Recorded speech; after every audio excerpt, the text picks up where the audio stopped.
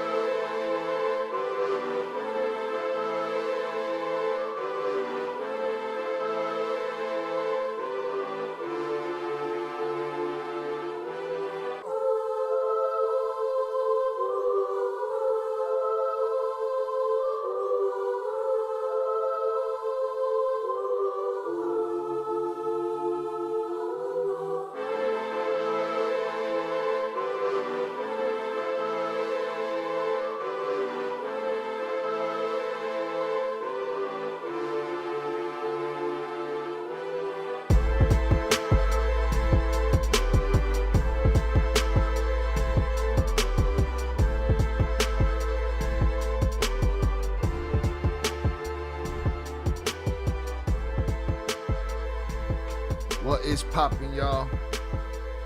Welcome back to Shy Ill Reacts. I am your host, Shy Ill. We are back in the building. Salutes to you. We appreciate you for being here. All right. Salutes. On this lovely Sunday evening. All right. Our neighborhood's jumping. My neighborhood jumps on Sundays. Music's bumping outside. And we hanging out. Salutes to y'all. I appreciate y'all for being here. Welcome. Right? Hit the like button if you have yet to do so. Salutes. We're going to get into migrants. We're going to talk about if they're taking over Chicago, if they're taking over buildings and neighborhoods in Chicago. We're going to talk about if they're taking over neighborhoods and buildings in Colorado, New York. We're going to talk about, what they're receiving. What's the beef? What's the contrast between their crime and our regular criminals? You know what I'm saying? So we're going to cover a couple of things. Salutes to y'all. I appreciate y'all for being here. Shout out Yuck TV on the check-in. Shout out JFL. JFL was first, early. Shout out 298 Sosa. Shout out Steve Jefferson. Shout out Yuck TV. Salutes to you. Appreciate you for being here. Hit the like button. All right. I expect others to join us shortly. But I've just been hearing a lot. I've been hearing a lot of talk. Listen, man, I used to be a guy that tried to obsess about every topic. Then I realized I was stressing myself about shit that I couldn't control. So as far as school, what's the words? School discharging and, those type of things, I can't keep up with them no more. It's too many of them. You know what I'm saying? They're happening all the time, right? And it's at different times that the media tends to shine the light on that stuff. You know what I'm saying? Maybe we see it all the time, but those election years are a little bit different when it comes to the media, you know? But those things are there, you know? One of the viewers said this week there was one of our audience here said that there was someone trying to lure kids in from his kid's school, lure kids into a van or a car or whatever, right? And there was no news coverage on it. No need to fear monger everybody up, but that's not fear mongering, it's the truth. Let people know that there's a predator out there, you know? But there's just some things more important than others. Some agendas more important than others, right? And sometimes people just go out there and say whatever. I just saw an example of that a second ago in the video I was vetting. I'll get to it and I'll show it to y'all, you know? How these topics and these subjects be loaded with political pressure and basically lobbying for one side or the other, right? I've been talking about the Chinese connection. I've been talking the Chinese connection to the Mexican cartel. I had the conversation with Jay, the edited version of that with Jay Flores will be dropping this week. We have different views on it, right? And so today I want to cover and look into if Chicago's getting pushed around. Now I have been mentioning a video that I saw about a couple of dudes that was on the train that was looking like they thought they ran this city, you know? The way they were robbing this dude. They were just mad relaxed about it, right? We're going to get into that case. And there was also a case this week, or this month, within the last, I don't know, week. Within the last week, it's been no more than 7 days since this happened. There was a Blue Line train, a train that my father took for many years, right, on his rides to work. On the Blue Line train, at the end of the stop in Forest Park stop, which is the end of the line on that side, they found four homeless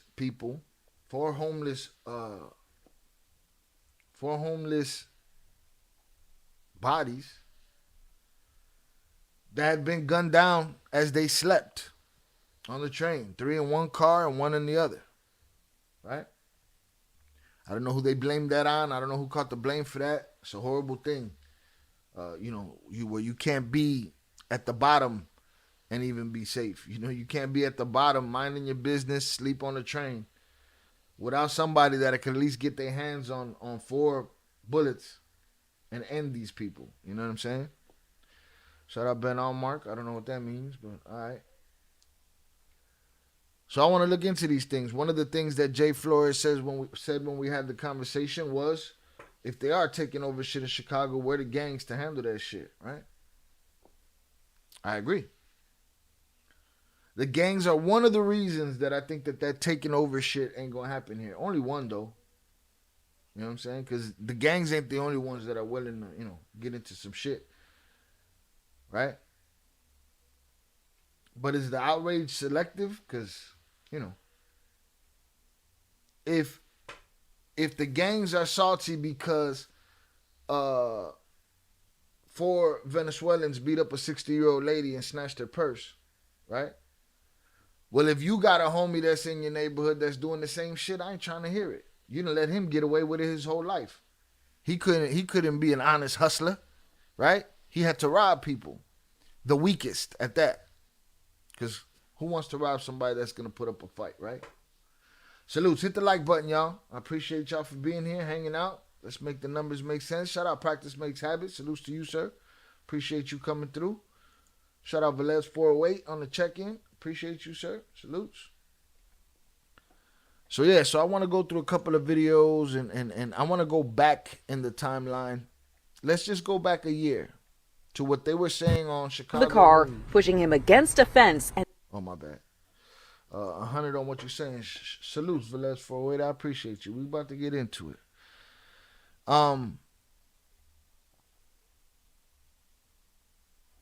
Always picking and choosing who could do what. Yeah. So I want to go back about a year just to...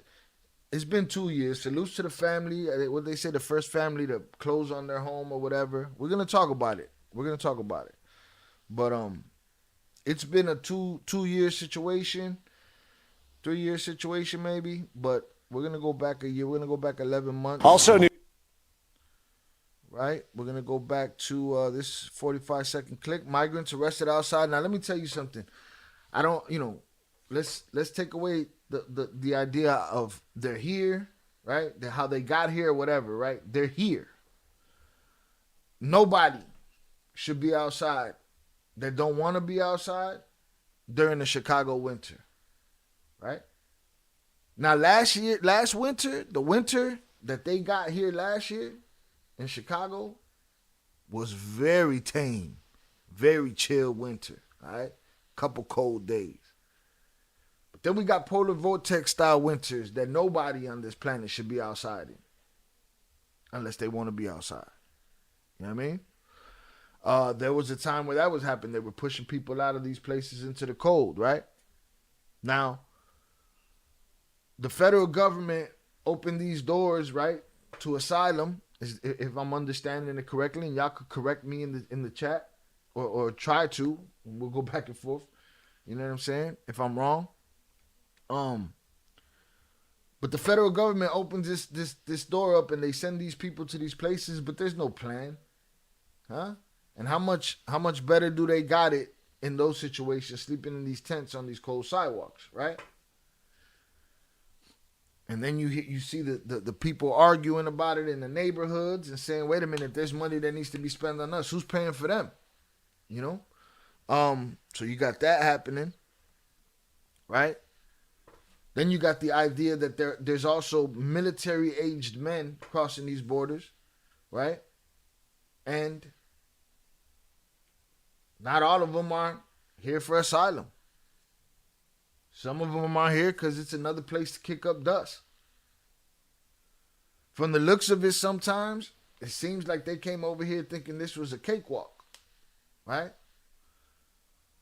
You could walk up to an old lady in soccer and take her purse, but you're just going to take Buddy's bike. We saw Buddy the other day, had dude on the floor balled up.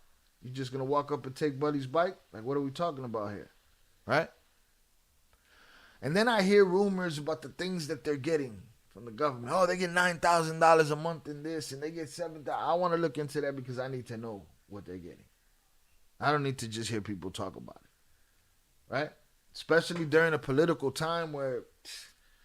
I don't need to, people don't understand that some of us could see through the propaganda and just don't want to hear your bullshit. As real as it is to you, shut the fuck up, man. We don't want to hear that shit, man. Right?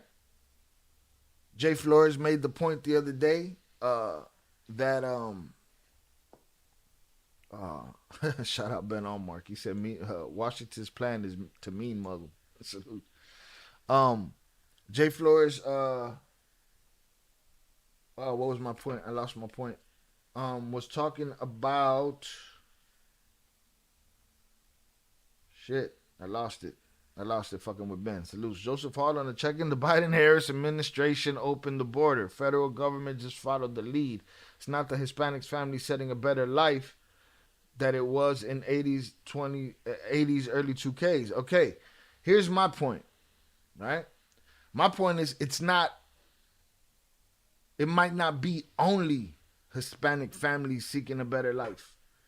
Because to say that a majority, if not, let's just say half of the people are not just good people that are trying to find the American dream, right? That are part of the tired masses, right? Because that be the problem with this migrant conversation, that everybody's talking about everybody equally. No, there's levels to this shit, right? There's the people that came across that border that are prepared to go do what they got to do to become American citizens or get their visas or whatever it is that they got to do, right? Because they want a better life for themselves and their families, right? Then there's the families that want to come across that border unknown, want to be a ghost, and just want to live their life with their family quietly somewhere and constantly, whatever, right? Then you got let's just say it exists. These cells of young men that are just coming here to kick up dust. Another place to kick up dust at, right? Let's just say they exist. So then you got them. Maybe they want to be citizens. Then you got the ones that don't want to. We're ghosts.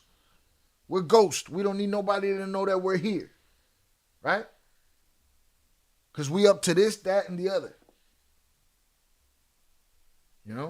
So there's different levels to this. When I'm talking about the bullshit, I'm not talking about the family that came here to get a better life, the hardworking man, the hardworking uncle, the hardworking father, the hardworking mother that brought their family here for a better life. I'm not talking about them. I'm talking about the jerk-off that want to rob grandmothers. I'm talking about the jerk-off that want to rob kids, snatch kids. I'm talking about that. We got our own problems when it comes to that shit. Right? Let alone to be having the toilets flushed like they did in the Mario boat lift from the prisons, right? Which is what they said, right? It was like flushing the toilet of the prisons and just letting them all out and sending them here. Right? But we can't blame them for all our fucking problems either. Okay? That's a fact. That's a fact. But let's say, how about people saying that they are letting them in to vote? There was something else. I feel like they said that last election as well. You know what I'm saying? It's crazy. I don't know how true that is, Joseph Hall. The Colombians out here in the Bay move different. They be opening all type of businesses. Nah, man, a lot of these families are families that are coming here for a better life.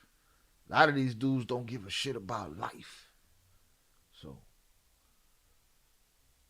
they send a lot of their shit here for sure. Yeah, it's going to come. It's going to be a mixed bag. Salute Jonathan Pantoja on the check-in. Salute Shaw L, my El Cartel members. Sorry I'm late. Salute to you. Salute Chad. Hit the like button and subscribe. Hit the like button and subscribe. Don't cost you a thing. Right? But I do believe a lot of these people came for a better life.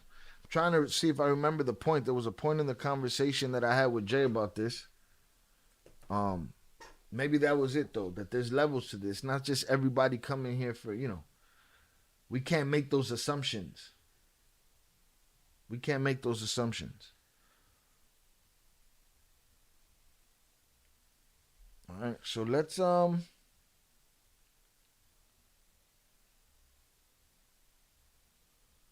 go to 11 months ago. Migrants arrested outside Chicago police station. Also new tonight. With police. Also new tonight, a 21-year-old. Jeez Louise. Now you can get your CBS Chicago news, weather, and live stream all in one place on the CBS News app. Download it free. You gotta relax. If an idea isn't required to vote, how do you even know if they're not voting? I don't know what we know. I think to me it's all a scam. You know what I'm saying? So for me to ask one question like that is like, to me it's all janky. Huh? I survived the hanging chads of George W. Bush. Like, come on, man. You know? I've survived that all the way up to a TikTok war between today's candidates. A TikTok war of who doing the best TikToks, who got the best sound bites, who's talking the best bullshit. So that was the conversation I was having with Jay. I said politics ain't shit. He said, no, it's not that politics ain't shit. It's that you don't like the people that are in it now. This is an institution, bro. This politics is an institution, and anybody that has ever tried to make substantial change has been terminated. Show me the motherfucker that hasn't. Huh? Show him to me. So to me, the politics is as corrupt as anything else. You know, Chicago. I come from a blowhard city, man. That's supposedly where the Windy City came from. A city of blowhard politicians talking bullshit. You know. So new tonight, a 21-year-old migrant faces charges for a scuffle with a police officer, apparently over access. They was living out here. Now, I don't know. Y'all can show me in the Discord. Y'all can show me links how it is in y'all city. They was outside of police stations like this, tented up. To public restrooms here at the 8th District Police Station. Video posted to the Nextdoor app shows officers taking a woman into custody yesterday afternoon in front of her own young child. Dorelius Coy is now charged with 3 felony counts of resisting arrest. She was also cited for obstruction of traffic. Chicago police say she tried to block. Joseph Hall, what would be incorrect? Politicians are the real gangsters, indeed. Cars in the street, claiming her fellow asylum seekers were directed to porta potties and not allowed to use the station's facilities. During a hearing today, she was released on her own recognizance and ordered to stay away from the 8th District. She's due back in court on Friday. Now, that don't mean she's some splinter cell, mafiosa from Venezuela. No, it's a woman that don't want to go to the porta potty. And figures you're a public place, a jail, a precinct. Let me. And you got us out here. Y'all let us in this country. Let me use that bathroom, bro. I mean, how about we take some of that tax money that's going to all this and pay for the bathroom to be cleaned, right? Salute Chucky Chingong on the check-in. I appreciate you, sir. Hit the like buttons, y'all. 17 concurrent viewers, 9 likes. Let's make the math make sense. Salute Chucky Chingong. Happy Sunday, sir. Right? So there's going to be people that are going to be frustrated over the, smallest human rights that they're trying to get, right? These don't mean they're bad people. But then there's going to be the dogs, bro.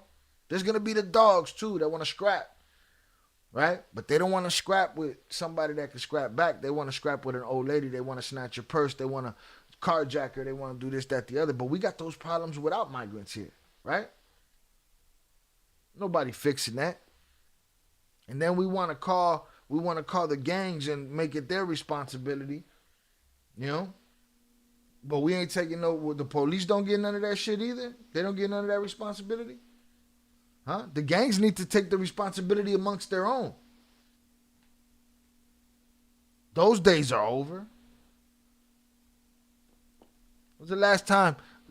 Listen, I'm my own man. But I'm pretty sure you tell a kid now, man, you about to catch a violation. He said, I'll be damned if I catch a violation. I'll smoke all of y'all. You know what I mean?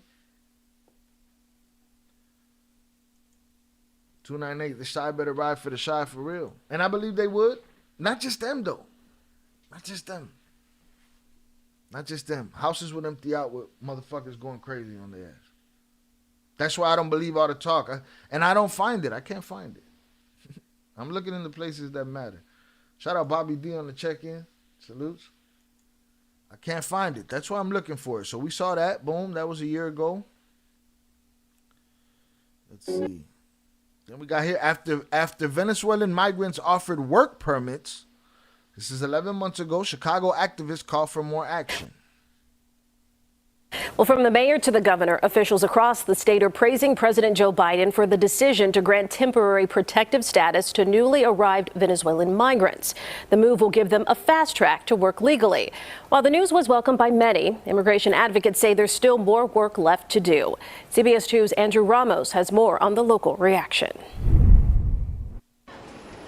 After months of sounding the alarm over the ongoing migrant crisis that has overwhelmed city agencies, some temporary relief now in sight. The Biden administration announced that it will grant nearly 500,000 Venezuelan migrants temporary protective status, which will allow them to live and work in the U.S. legally for up to 18 months. Those eligible would have to have arrived before July 31st. Cities like Chicago have long pleaded for them to live and work in July 3rd. Migrants being sent from the border Chicago have long pleaded for federal help arrived before July 31st. Cities like Well, they chilling. Chilling. He laid out, but I mean, what you gonna do? You're a man with no country, man with no home. Gordo Golito said they taking that responsibility away from the police. Shy, we know the cops don't give a damn, but shit, people gotta live with that. Facts. Right? They've taken it out of the police's hands. All right.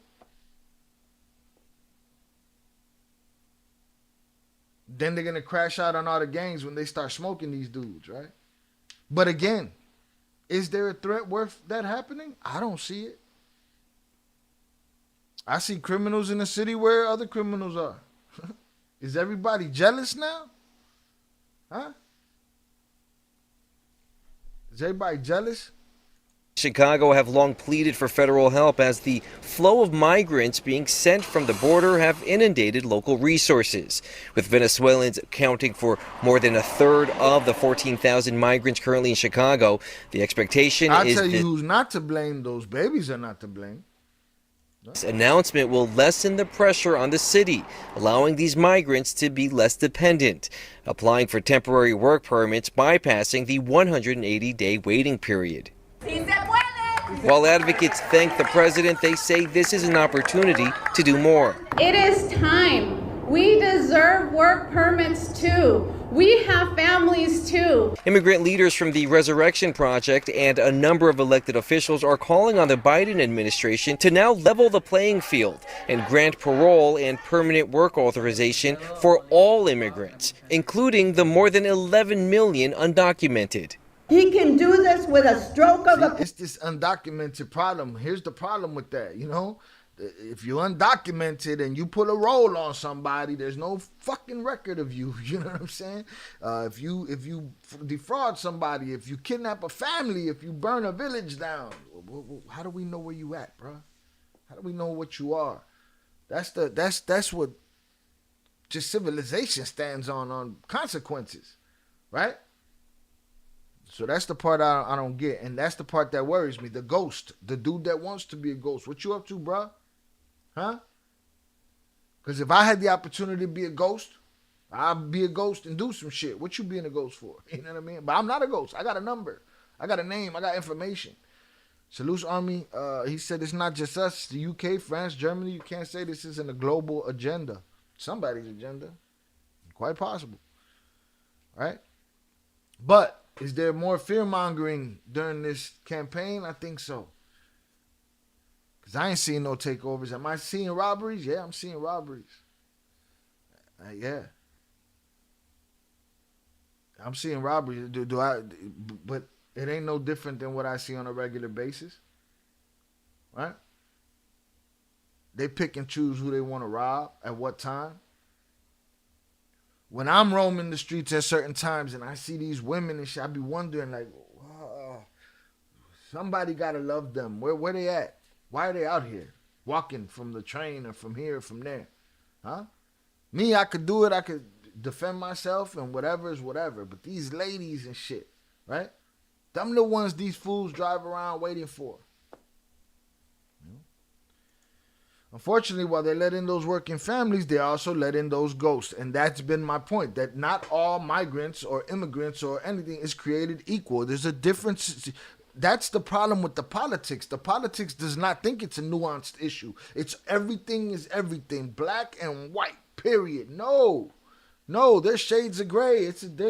And every time somebody has this conversation, they lump it all into one thing. Nah, man, keep that lady and them kids and that father that's working hard to do better for his family. Keep them out of this conversation. We're not talking about them. We're talking about the bitches that think that they can take over buildings. We're talking about the motherfuckers that think that they can rob old ladies, snatch up kids. Huh? Or start some kind of terror cell or take down the grid if we're talking about the Chinese. Now, Jay, his thing was, with the Chinese, hey, maybe they're coming because they're able to get their money now. Okay, cool, maybe. What makes you think that the Chinese government ain't slick enough to say, all right, cool, you go now. You go and you go handle this. Huh? To act like it doesn't, that possibility doesn't exist is fucking bananas to me. Salutes. Definitely politics. Why you blocked my chat the other day? I don't remember. You probably said something stupid and we put you in the fucking bathroom. Ask too many questions right under there again.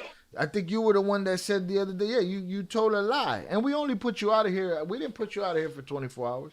But you told a lie on me, Steve Jefferson. You said I put out a false story that Ivan had been arrested. And that was wrong. So watch what you say when you speak on my channel, bro. Because that was wrong. I put question marks, right? That's called grammar. You know what I'm saying? That's called posing a question. And you, went about it the wrong way. So it is what it is. Trump unalived one of the strictest immigration deals so he could run on it. And ever since, he's been instilling fear. It seems... a fearsome situation. Salutes to Steve Jefferson. I appreciate you. Yeah, it's a talking point.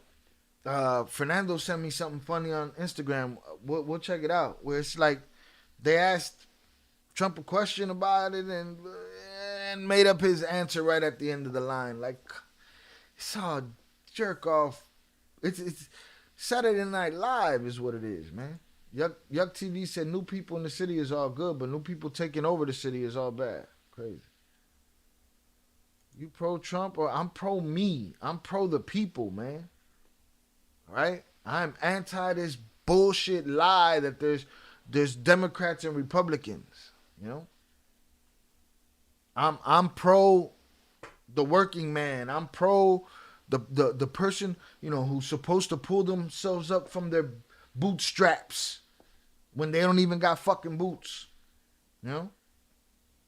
I'm not pro politician to sit up there and he get y'all antsy. Every 4 years they get y'all fired up and they tell you all the shit you want to hear and shit.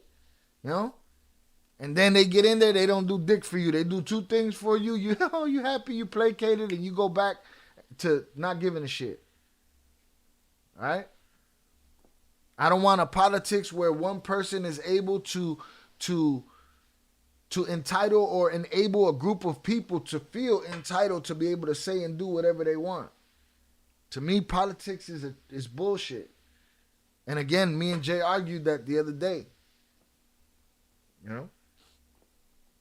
Trump did a lot too, but I'll tell you another thing he did. He might not be racist himself, but he empowered a whole lot of them.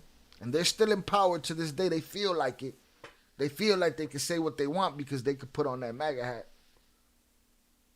But that's one side. The other side ain't shit either. So I don't care. I care about the people. And at the end of the day, the people lose. The people, you get the bare minimum. It's big government that gives you the bare minimum. Remember that.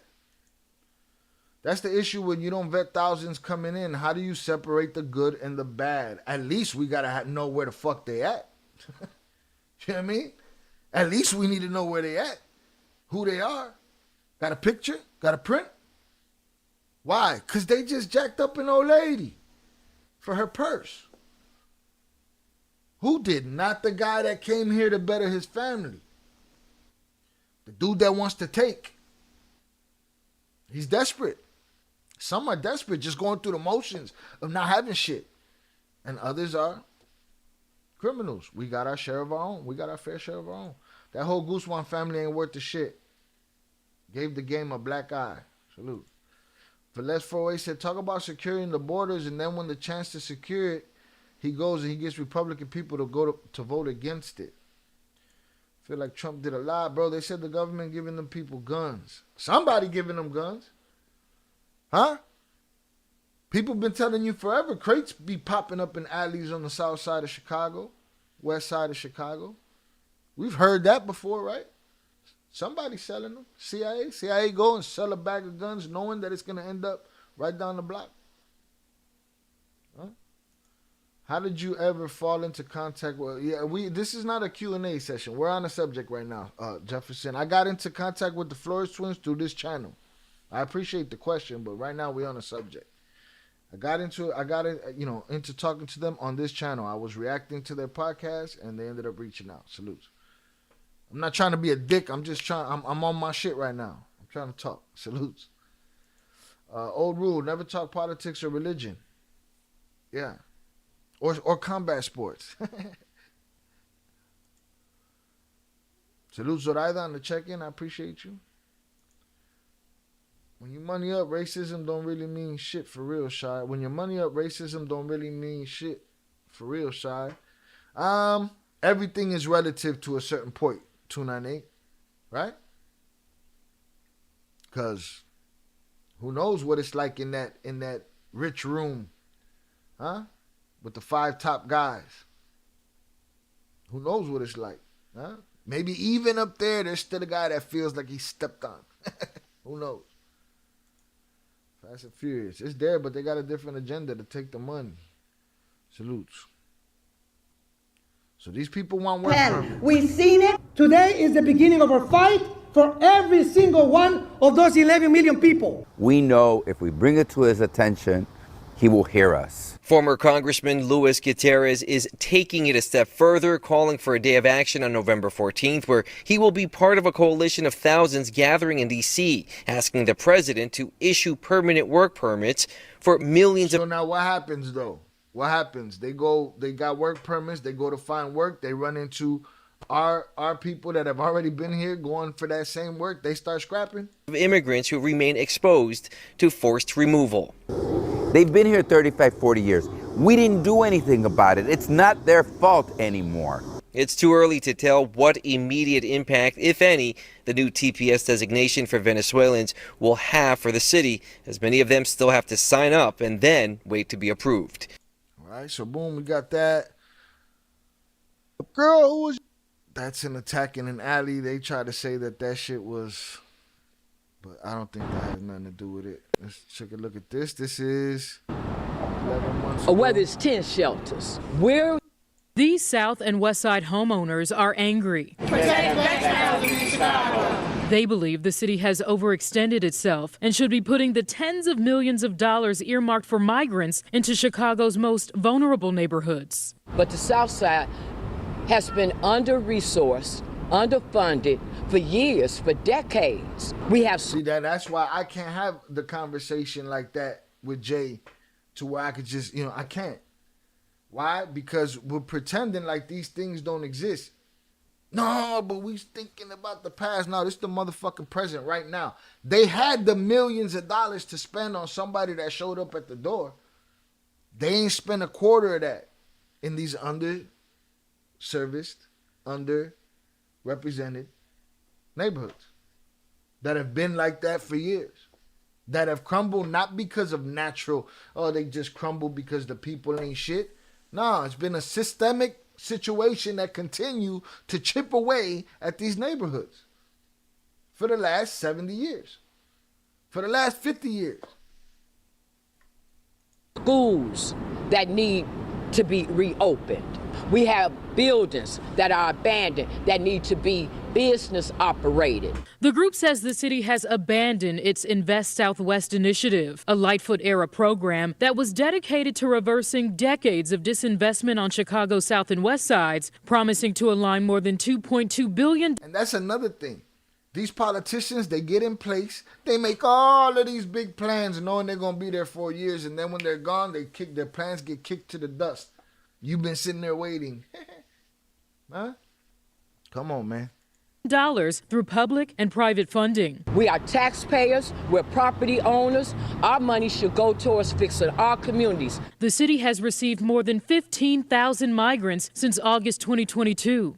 We have no more room. Y'all are embarrassing Chicago as a whole. According to analysis by the ABC7 data team, there are more than 20 active migrant shelters across the city, 7 located on the south and west sides. Whether it's one shelter or whether it's 10 shelters, we're saying the facilities that are there for us, the money needs to be put into those facilities for us. In a statement from the mayor's office about the group's concerns and the status of Invest Southwest, a spokesperson says in part, quote, "We are committed to continued investment for all residents, but especially communities on the south and west sides that have long experienced disinvestment. We are the city of Chicago, and our shoulders are big enough to support both new arrivals and those who have long called this city home." Mayor Johnson, the black aldermen, the black alderwomen in this city, you will stand for the black citizens of Chicago. Now, the city says Mayor Johnson knows firsthand the impact of neglect on a vulnerable community and that he will never stop investing in people, all people, and delivering the affordable housing, fully funded schools, safer streets, and living wages that every person deserves in this city. So obviously you're hearing the mayor saying that the city has big enough shoulders to handle both the south and west sides, all of the neighborhoods, as well as the new arrivals. But of course, the people you heard from, they believe otherwise, and they're hoping that more attention be focused on the south and west sides. All right, so boom, people are salty. All right, well, all right, let's get to our first. The first clip that I was able to find: Venezuelan migrants accused of stealing nearly $3K in merchandise. They contain high-end fragrance. New at 5, a pair of Venezuelan migrants has been charged with stealing almost $3,000 in merchandise from the Oak Brook Mall. Police arrested Luis Mendez Gomez and Frank Montes Davila. They were arrested yesterday and now charged with felony burglary and retail theft. Mendez Gomez was also cited for driving without a license. Police say the men went into Oak Brook Macy's with 2 bags and started filling them with items. Officers took them into custody not long after. The bags allegedly contained 16 high-end fragrances and a pair of pants. This is the second time in a little more than a week that migrants have been charged with stealing from the Oak Brook Macy's. Right. Students with ADHD. So now we're paying attention to their numbers, but how many more regular robberies weren't there at the same time, right? They contained 16 high-end fragrances. The numbers going up. It is what it is. They contained 16. The West. Here we go. The Western. This is the same Macy's. In the western suburbs, 5 Venezuelan migrants have been arrested and charged in 2 separate incidents of. In the western suburbs, 5 Venezuelan migrants have been arrested and charged in 2 separate incidents of retail theft. DuPage County's top prosecutor says it's a disturbing trend. Casey Cronus is live in Oak Brook with the very latest for us. Casey. Hey, Anthony, one of those incidents took place at the Kohl's in Elmhurst and the other at Macy's here at Oak Brook Center. Both of them unfolding when stores were bustling with shoppers over the holiday weekend. On Black Friday, the 3 men pictured on your screen allegedly visited Kohl's in Elmhurst, stealing more than $500 worth of merchandise. Officials say one of them was carrying a large magnet to try and thwart the store's anti-theft devices. The men are all from Venezuela and have been living in Waukegan. The next day in Oak Brook, 2 Venezuelan migrants were arrested after police say they stole $750 in clothing from Macy's. DuPage County State's Attorney Robert Berlin says when police tried to stop them, one of the men refused, trying to get away before he was brought to the ground in handcuffs. And that's one of the concerns that we have about keeping the public safe. Is people run out of these stores with items that they've stolen, they get into a car and they take off at a high rate of speed, putting the motoring public and the police at great risk of bodily injury. We have 0 tolerance for criminal activity, and anyone thinking of stealing from any of these establishments should understand they are going to be arrested, they're going to be charged and they're going to be prosecuted. So we got those 5.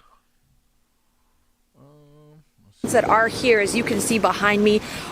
Let's hear what this dude got to say. 9 months ago, Panama, they don't know what they're in store for.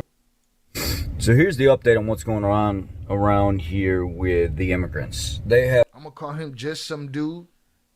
I salute to it. Ford boss me. He got I don't know if it's his channel, but he got a bunch of followers. Let me copy the link address and drop it for y'all. I haven't heard this. I don't know what he has to say, but let's give it a shot. Have moved out into the suburbs more and more. So here's the update on what's going on around here with the immigrants. They have moved out into the suburbs more and more outside of Chicago, and they are making a name for themselves in the retail theft part of the criminal industry, right? We just heard Oak Brook. We heard DuPage County Police. So they're scattering. They are really making a name for themselves. They're stealing from Macy's, from Kohl's, any kind of shopping centers that they can get tags and clothes and stuff off of. They just start putting them on and they just walk out of the store. Some of them are so stupid to return after the police are called and people know that something has been stolen and they report it to authorities. They come back while the authorities are still there. It's like, what the heck? And then there's like some kind of clause or something like that stating because it's not a felony or whatever, this retail theft, or I don't know how the hell it's exactly explained. Well, somebody's out here revving up their engine. Sounds like shit. They get let go. Bro. They don't keep them in jail. They just let them go. So, and they don't keep them in jail. They just let them go. They don't keep. They get let go. They don't keep them in jail. They just let them go. So, and there's a ton of them actually wanting to leave right now or trying to find means to leave right now, which I'm thankful for. Leave, go. I hope it gets colder. I hope it gets fucking freezing to the point where they all want to leave that are on the street. To be honest with you, the cold right now may be our best friend in this situation because these people coming up from. How about the ones that ain't robbing nobody? You concerned with them? You don't give a shit about them either, huh? Hit the like button, y'all. Salutes. Venezuela, Colombia, Panama, they don't know what they're in store for when they get here. That's right. Right now outside it's like 25 degrees. Yesterday it was down to like 17, 14 degrees, somewhere in there. It's cold here. If you come here thinking that you're gonna just get asylum or you're gonna get assistance right away, most of you are not. Some of you may. Some of you have, which is pretty sad that you could just walk right into some sanctuary state and now automatically start getting assistance. But I was talking to a gentleman yesterday that his wife is one of the people that work for the city that process these illegals in, and he said, Rich, right off the bat they get like $2,500 to spend on like whatever they want, food, necessities and stuff like that. And then they get a couple thousand people that work for the city. To somebody that threw some numbers around. I hear these numbers all the time. That process these illegals. One of the people, but I was talking to some sanctuary state and now automatically start getting assistance. But I was talking to a gentleman yesterday that his wife is one of the people that work for the city that process these illegals in. And he said, Rich, right off the bat they get like $2,500 to spend on like whatever they want, food, necessities and stuff like that. And then they get a couple $1,000s for like clothing and food stipends, or not food stipend, furniture stipend stuff. They try to get them in a home once they're being processed, and they have up to a year in Section 8 style housing. There's a couple different options and plans for these people, but he said that's one of the options. There's different ways that they figure out how much money they get if they have children and everything else. They almost, like how they look at taxing us, is how they look at giving to them. The more kids we have, the more property we have and all this other stuff the more we would end up saving and getting back with our children at the end of the year. Well, now they're getting those tax dollars and stuff. The more children they have and the more responsibility that they have to take care of. I guess there's a different bracket for what money they receive. and that all changes, and nobody knows what that clearly is.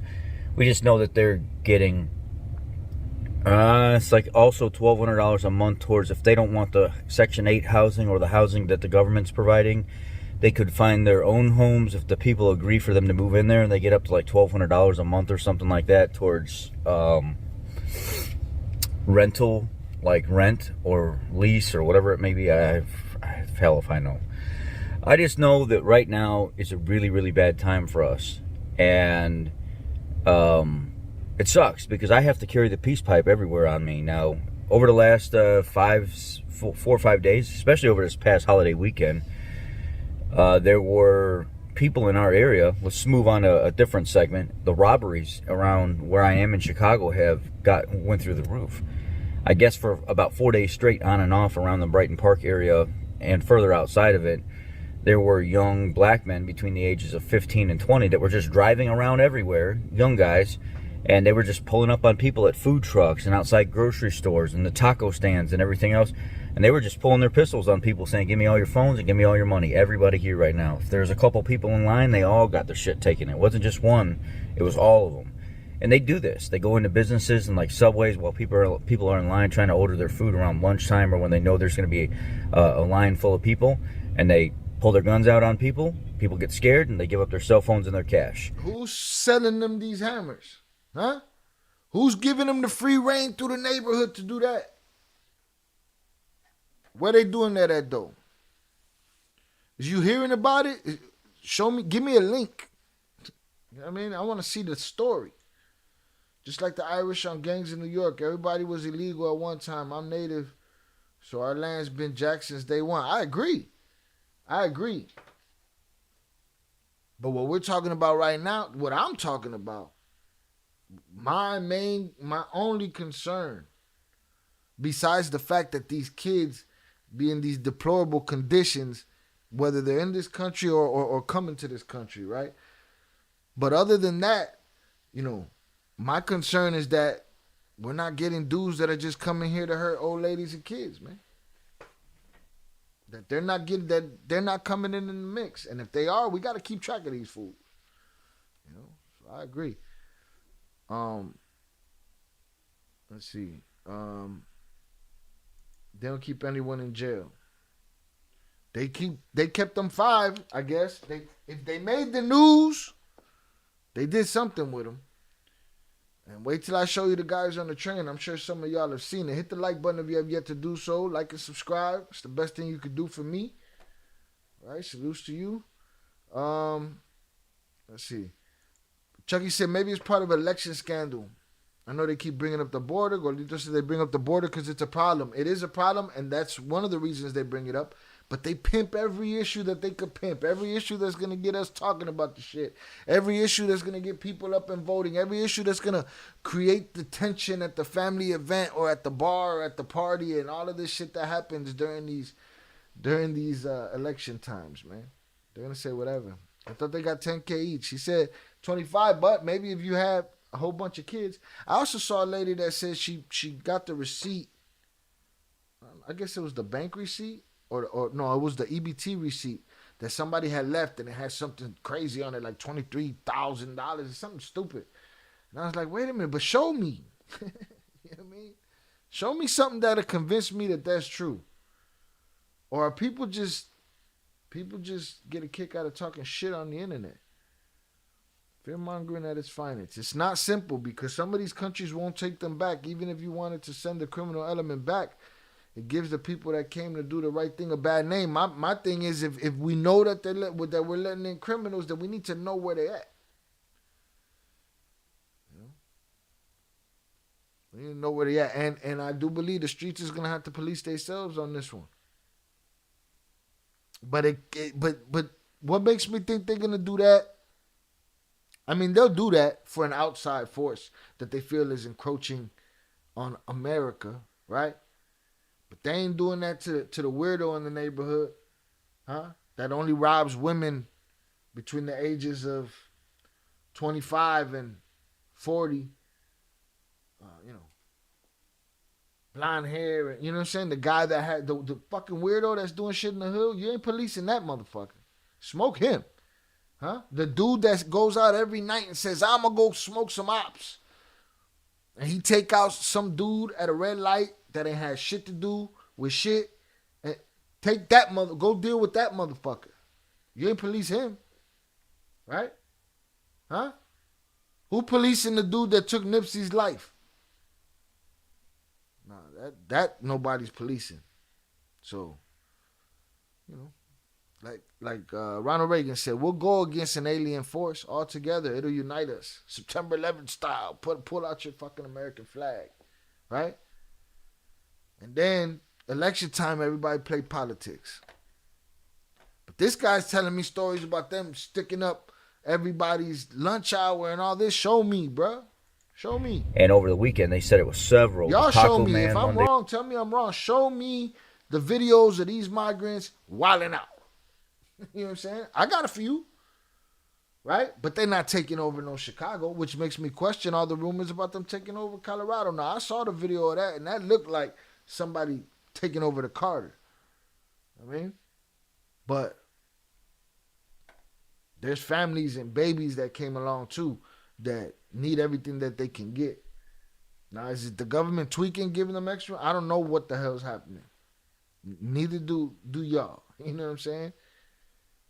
This is all a clandestine operation and agenda. Morning, over the weekend, it was the food truck in front of El Guero. There was a grocery store where they did it at. There was another convenience store where they did this. Drive right up to people. Listen, there was a night where there was like 12 of them in the midst of an hour or some crazy shit like that.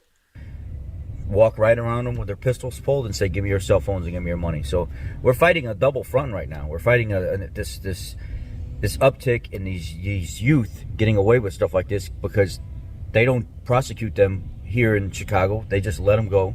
And now, are we putting all our crimes and their crimes together now? So are they doing 100% of these crimes that you're talking about?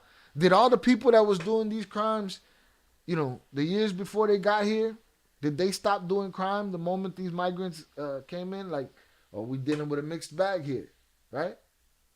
Huh? How many dudes in the hood ain't just taking advantage and saying, yeah, don't worry, it's hot for them Venezuelans right now. We're going to get everybody. You know? Quite possible. Quite possible. There's a video of Trench's News. And just looks weird, sounds weird. You know, we already know he's a cooperator. We already look at Vlad like, you know what I'm saying, top hip-hop cop. And, well, I'll play it for you as soon as we're done talking to dude. And he's like, a lot of these crimes have to be attributed to Venezuelans, right? He's like, oh, yeah. And then he jumps into a Trump tirade. Come on, man. You know, that's the bullshit we got to deal with. All right? Let's see.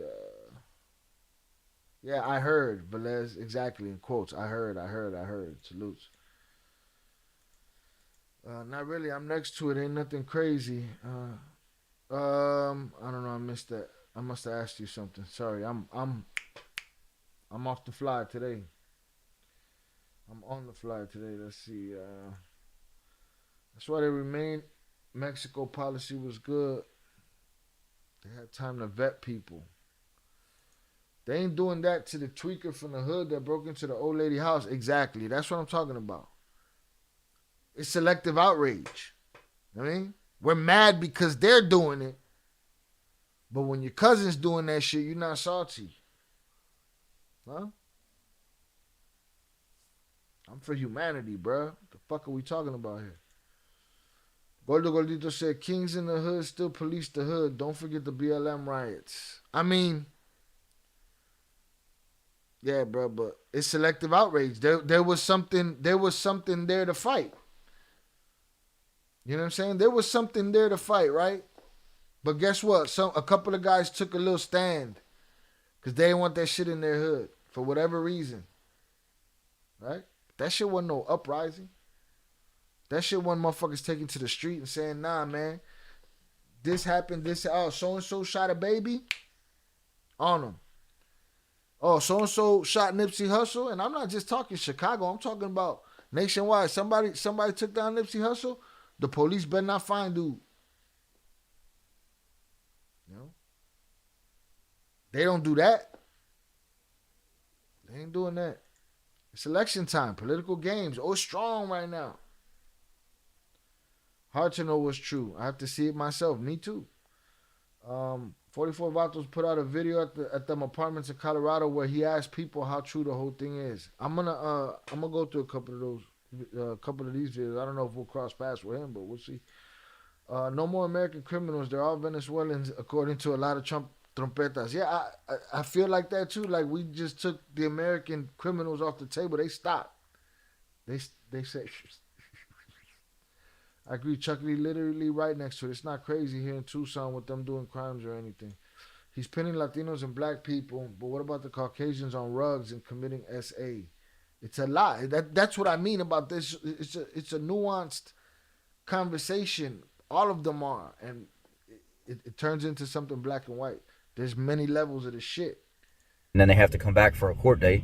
And the same with these Hispanic people coming from Venezuela and stuff that are doing all this retail theft and their crime, which their crime has risen as well with the drugs and the gang affiliation and stuff. Right. They don't have to. What nations are out there recruiting these fools? I don't know. I'm out the loop.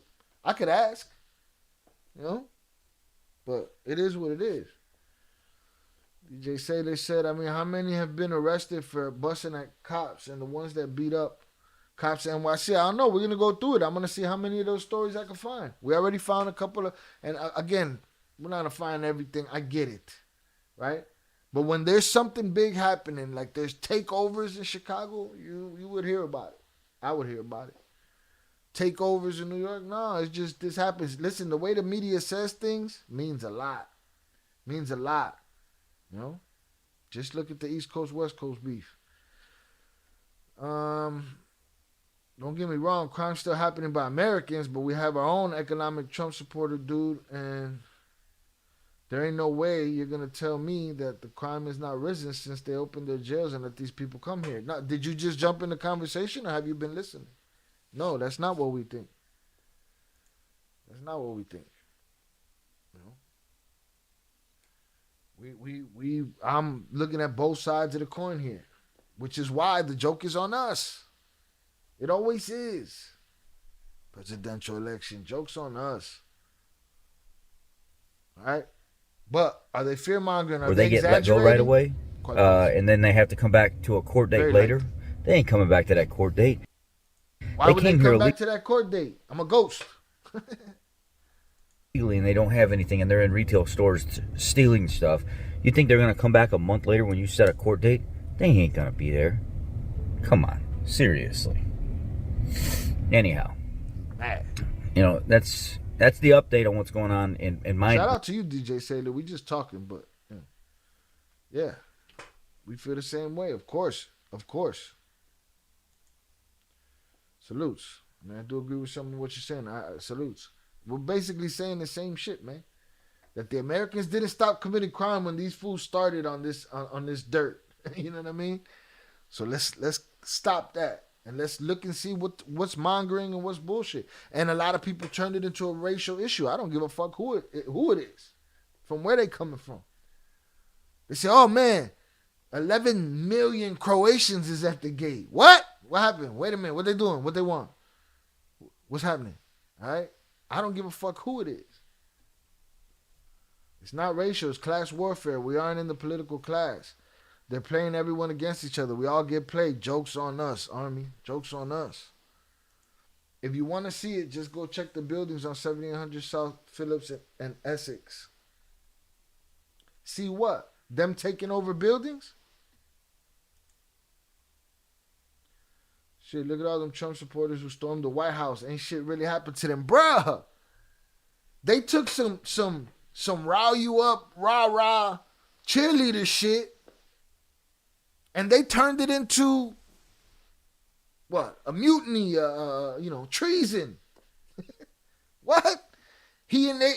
When people say, oh, he didn't enable nobody to feel entitled. Bruh. They took the rah-rah they felt like, and that's what he did. He fed that to them. And they felt like, yeah, he said we could tear this shit down. They tore that shit down. Right? if me and my guys, let's just say my group of guys that came up in the 90s, if we would have stormed that White House, they'd have gunned us down in the street. You know? A man lost his life over there. It's crazy. And it's looked at as nothing. We done got past it. That was the biggest circle jerk I've ever seen in my life. If people still, if they honor that, and that was the biggest shit show you could have seen in your life. Right? Made America look like a bunch of jerk-offs. Not that we haven't been looking like that to the rest of the world. And I love America. I'm American. I'm a Puerto Rican American. Right? I love the people. I love the land. The politics has been bullshit since the beginning. People don't have to agree with me, and people are going to be upset with me, and people are going to leave, right? This channel. You know? But it's because they got so much of their life invested in this bullshit. When at the end of the day, the joke's on us, right? Neck of the woods. And the migrant stuff here, the theft with the migrant stuff is just really climbing.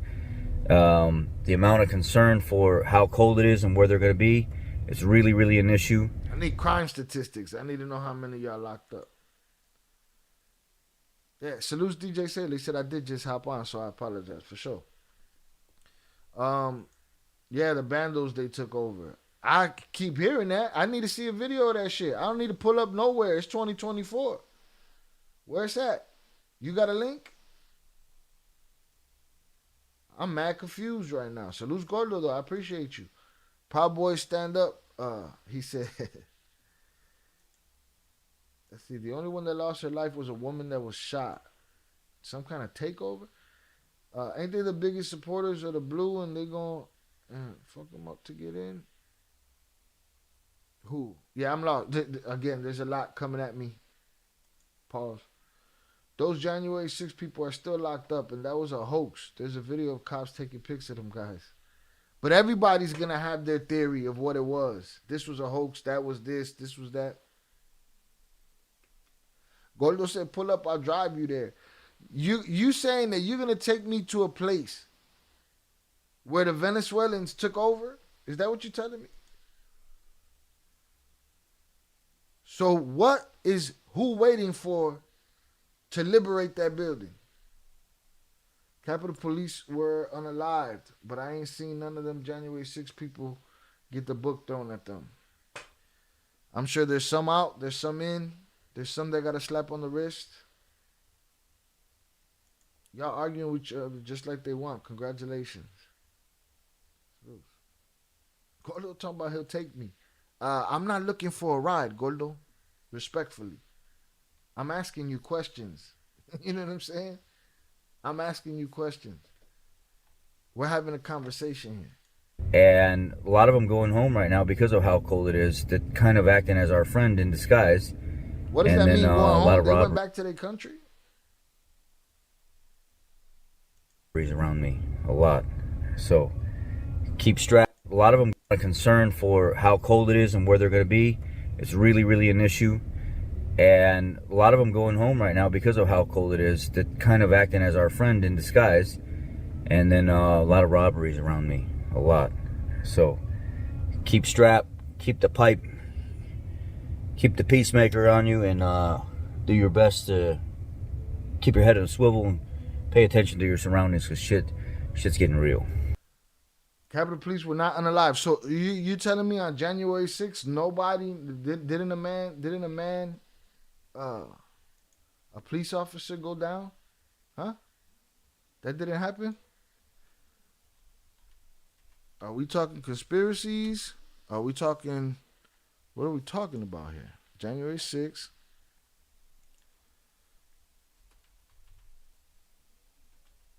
Boy, they partying outside.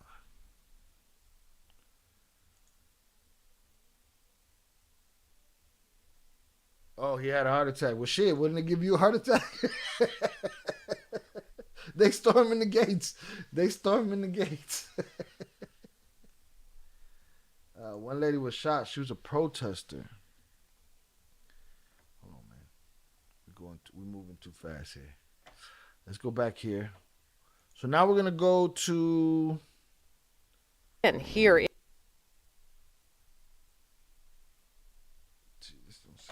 He had a heart attack after the riot. No police was alive, huh? 28-year-old migrant shot. Oh, that is days after he had a stroke. Okay. Salutes. I thought somebody got smoked.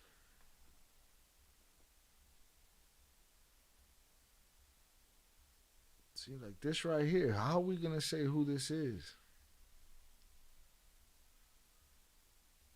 We got a fake ID. Migrants looking for 7 months ago.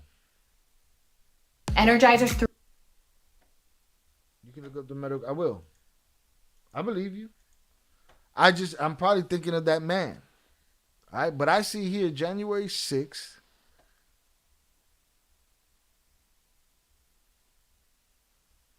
It says the death of 5 people. Something else says 10 dead. All right, but that's another rabbit hole. Let me get through this one first. 3-in-1 child.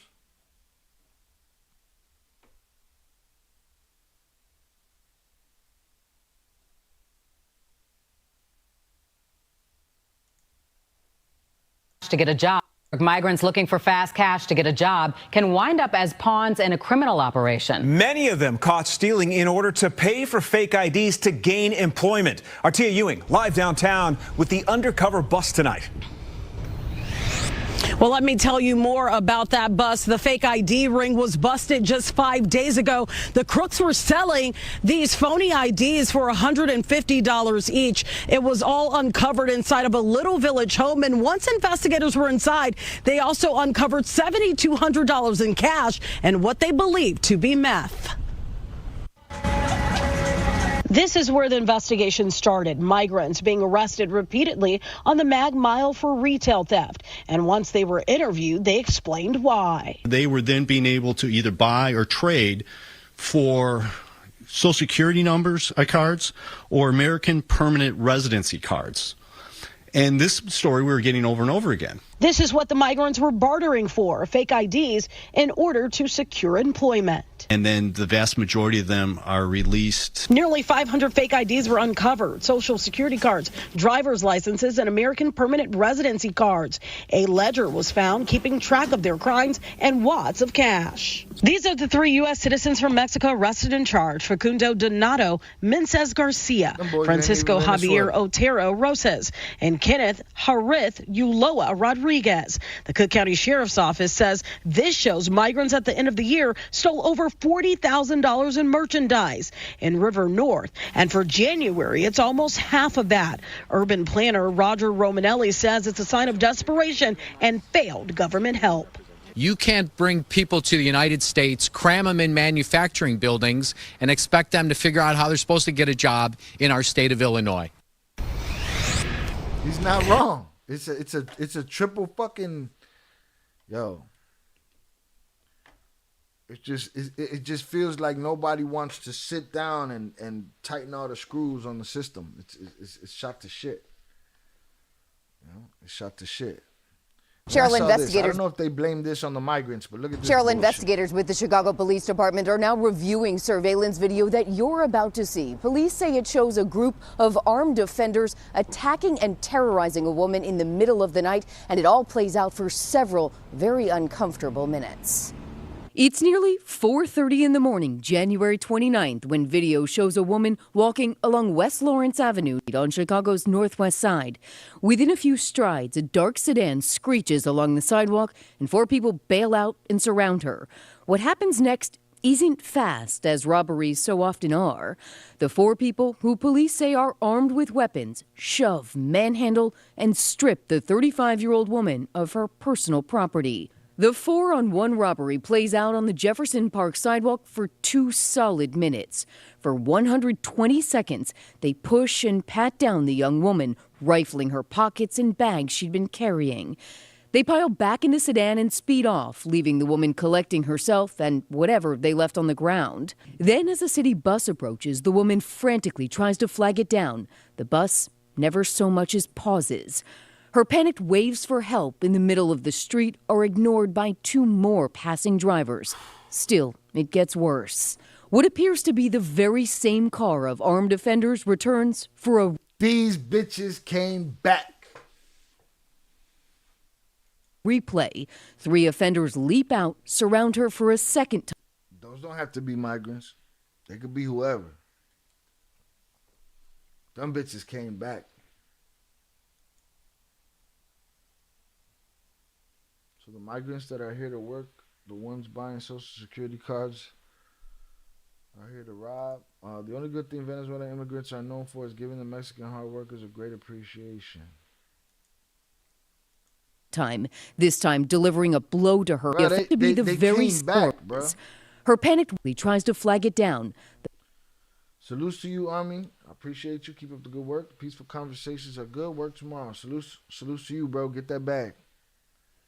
The bus never so much as... So the lady walking home, minding her business. She gets jumped. She gets jacked. She runs in the street. She looks for help. She gets none. They come back and they do it again. And they smack her up some more. That's the world we live in, right? I got to be careful what I say on YouTube because everything sounds like something to them. I shouldn't even said their name. Shit. When video shows a woman walking along West Lawrence Avenue on Chicago's northwest side. Within a few strides, a dark sedan screeches along the sidewalk and four people bail out and surround her. What happens next isn't fast, as robberies so often are. The four people, who police say are armed with weapons, shove. That's what I'm saying, Velez. I ain't putting this on no immigrant. This is what we're up against, though. Right? Manhandle and strip the 35-year-old woman of her personal property. The 4-on-1 robbery plays out on the Jefferson Park sidewalk for 2 solid minutes. For 120 seconds, they push and pat down the young woman, rifling her pockets and bags she'd been carrying. They pile back in the sedan and speed off, leaving the woman collecting herself and whatever they left on the ground. Then, as a city bus approaches, the woman frantically tries to flag it down. The bus never so much as pauses. Her panicked waves for help in the middle of the street are ignored by 2 more passing drivers. Still, it gets worse. What appears to be the very same car of armed offenders returns for a replay. 3 offenders leap out, surround her for a second time, this time delivering a blow to her head and another 60 seconds of physical intimidation. Finally, nearly 4 minutes later, it all ends when the offenders speed off for good, leaving a rattled woman stranded among what scattered items her attackers decided were of no use to them. That's a bunch of bitches. Police say the woman who you just saw in that video was taken to Resurrection Hospital and was last reported to be in good condition. Now they're hoping somebody may recognize the 4 people in that video that they're trying to track down. But I still ain't seen nothing about them taking over shit over here. Right? Shelter eviction 6 months ago. We started evicting them from shelters.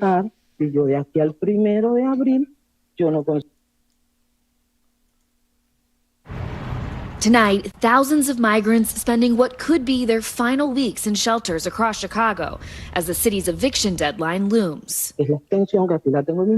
Like Lisbeth Velasquez, a Venezuelan migrant who says she fled due to political persecution 6 months ago and is now nearing the end of her 60-day limit in the city's shelters. Dice que tengo fecha de salida para el 1 de abril. ¿Qué va a pasar si yo de aquí al 1 de abril yo no consigo una vivienda? Estoy trabajando, no tengo recursos económicos para pagar una vivienda. Velasquez says she's navigating the asylum process, but that she won't be able to obtain a work permit until well after her eviction date, a crucial step in finding a place to live. Te piden el contrato de trabajo, te piden el estado de cuenta, te piden unos requisitos que, o sea, actualmente yo no cuento con ninguno. The limit put in place to provide temporary housing while migrants find work in homes before making room for newcomers. Only one property manager that has maybe one or two landlords that wants to deal with this. You know, they want them to have work permits, a job, and proof of income. Would you say the trouble getting work permits has been the largest hurdle for people looking for more permanent housing? Without work permits and jobs, it's really impossible for people to find places to stay. In our group, we have like doctors, lawyers, teachers. They are really talented people, but they have no way to be certified here. Advocates like Pastor Phelps are helping where they can, organizing English classes and clothing drives, but say it's unlikely everyone will be able to successfully transition out of shelters, instead needing to reapply for access to another shelter. More than 13,000 migrants are currently living in 27 shelters run by the city and the state, according to a census of new arrivals. Most of them have arrived since June 2023. What? 13,027 shelters. Hold on.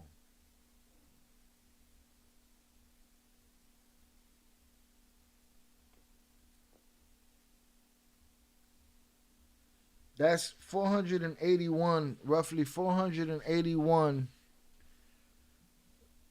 people per shelter.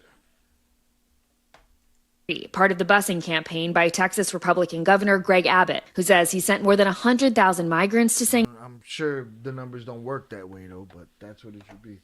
Tripped me out when I went from Colorado to the Chi. I was like, damn, they getting out there? Not like that. Sanctuary cities. It's costing Texas taxpayers $124 million, according to a public information request by our affiliate KXAN to the state's Division of Emergency Management tasked with the initiative. Chicago's mayor has extended the limit on shelter stays, delaying enforcement due to cold weather, sending notices like this to migrants in shelters, warning the earliest notices to leave will come in mid-March. The disruption in housing will cause further disruption with migrants' legal journey applying for asylum.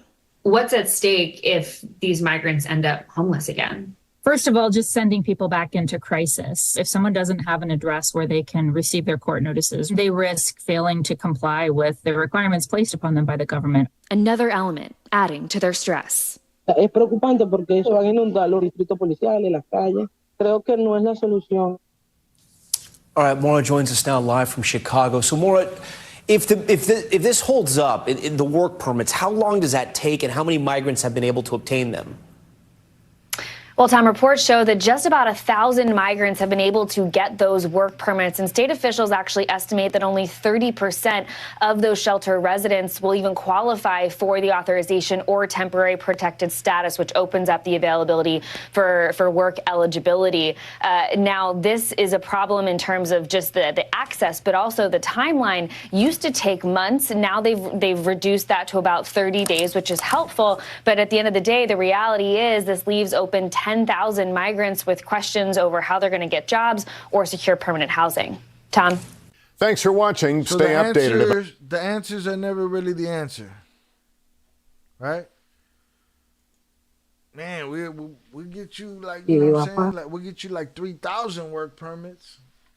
The other 10,000 of y'all gonna have to figure it out. Let's see. I'm seeing these things, but I'm not seeing migrants attached to them. What I am gonna look at is this video of what's going on, everybody. The train robbery that I was talking about.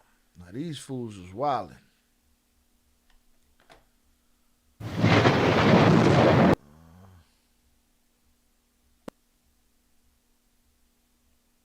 Two women.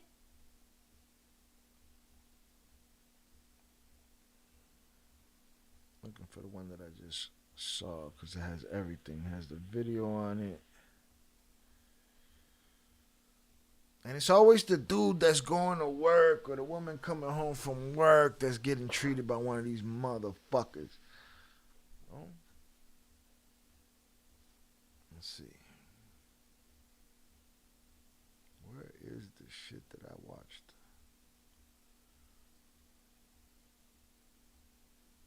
It's going to have to be this one. 3 young men and a teen. Building your online business? Go to Wix.com. And 3 young men and a teen facing a Cook County judge this afternoon. The 4 suspects are accused of assaulting and robbing a person on a CTA train Saturday. But in court today, new details emerging. The suspects described as Venezuelan migrants. WGN's Julian Cruz is live at the Layton Criminal Courts building with details. Julian. Well, hey guys, 3 of the 4 Venezuelan asylum seekers already facing misdemeanor retail theft charges, according to court records, but now facing much more serious felony charges of robbery and aggravated assault.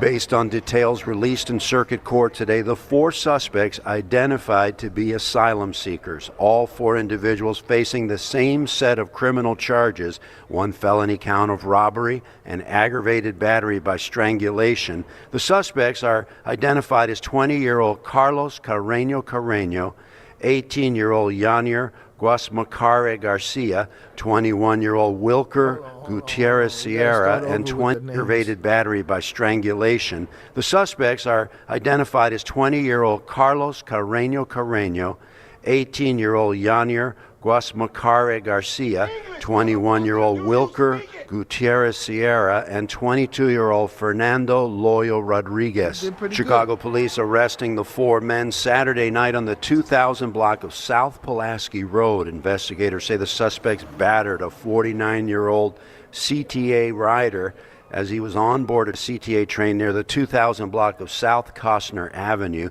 To make matters worse for the suspects, today's judge calling the robbery an act of violence. The 49-year-old victim strangled by one of the migrants, according to investigators. The victim entirely losing consciousness as the suspects robbed him. Fortunately, it appears that the victim has recovered from his ordeal. Let me get the video. My bad. Salute Vicente on the check-in. It's because they take the same route every time. People be watching. Salute Shy. Hope all good with you. Salute to you. Hope all good with you. Yeah, he was just talking. Now 3 rider as he was. But I want y'all to see the video. Let me get it. Hit the like button if you have yet to do so. Asylum situation. The suspects are identified as. What's going on, everybody? Thank you for joining me today.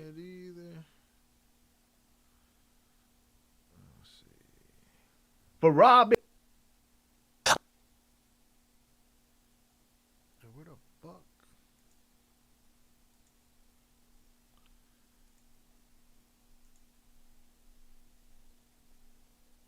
Let's see. Migrant. Train. Chicago.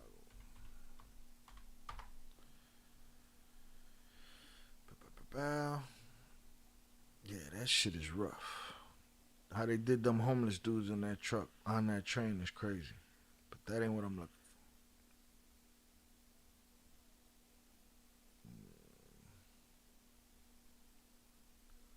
for. How the hell did I lose this video? Give me a second.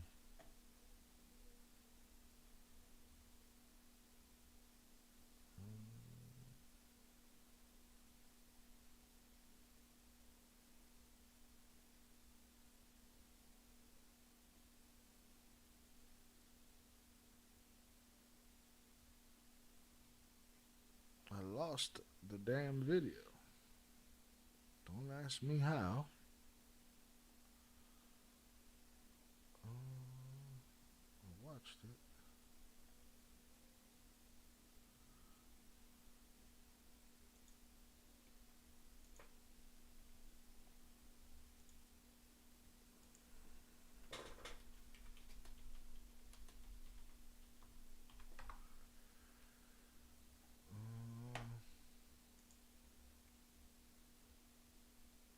Here we go.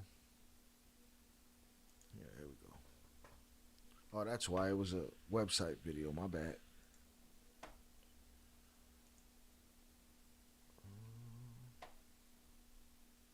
And fill out the official bracket of the college football playoff at officialcfpbracketchallenge.com.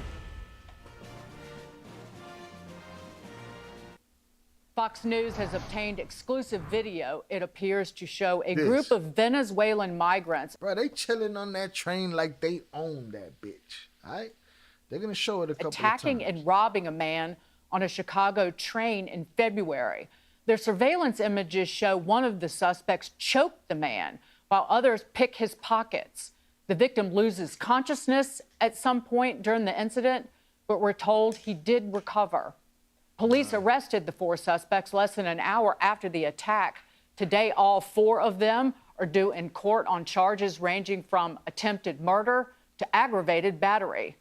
It's another reminder of how the border crisis is taking a toll across this country. All the local jurisdictions around the country, they're doing these cases, they're gathering intel, they're trying to survive. What they're not getting is the kind of help that they need from Washington that we've gotten in the past relative to these big issues. We're past the point that we know we have a problem. They just sitting on the train, choking people out, poking them up. We got to stop the bleeding. Mike Tobin is in Chicago with more. Hey, Mike. Listen, bro. We're put your fucking thoughts on the wall, man. Waiting for these 4 Venezuelan suspects to go before the judge. Court has been delayed just a bit this morning, but they are charged in relation to this blatant strong-arm robbery on one of Chicago's L trains. We told you about this case back in February, and now we can show you the video. It happened just before rush hour in Chicago. The suspects appear to befriend the victim. They drink and they smoke on the train right up to the time one puts him in a chokehold. Court documents say they put a knife to his neck as well. The others can be seen rifling through the pockets of the victim. The court documents say they got $400 and a cell phone before leaving the victim unconscious in the back of the train car. Witnesses got on the emergency call button to notify authorities. Them guys just got off the train, man. They just robbed this. The migrants just got off the train. They just robbed this guy back here, and he look like he's asleep. I hear him breathing, but you know what I'm saying? He right there by the door. I don't want to touch him. All right, I'll be back there as soon as we get into Pulaski. The train was held until the 4 suspects were arrested. Fernando Loyo Rodriguez, Carlos Carreno, Yanier Guasamacare Garcia had all been on pretrial release for shoplifting cases, but together with Wilker Gutierrez Sierra, they're all not on pretrial release for shoplifting, and they just on the train choking motherfuckers out, looking for victims and shit, bruh. Looking at charges ranging from attempted murder to robbery and aggravated battery. The 4 men listed their home addresses as state-funded migrant shelters. Dagan, back to you. Mike Tobin, thank you so much. Hold on, I want to see that video again. Now go back, bitch.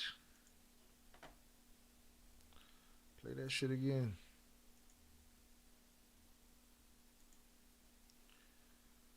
That's crazy. Nah. You can't be comfortable. Right? We already got our own crooks we got to deal with. They shouldn't be comfortable either. But I need to see Group this of one more. Venezuelan migrants attacking and robbing a man. These big issues. We're past the point that we know we have a problem. We got to stop the bleeding. In February, and now we can show you the video. It happened just before rush hour in Chicago. The suspects appear to befriend the victim. They drink and they smoke on the train. Mind you, the train's a crazy place. Every time I step on the train, there's somebody I got to tell to sit the fuck down or back the fuck up or something, you know?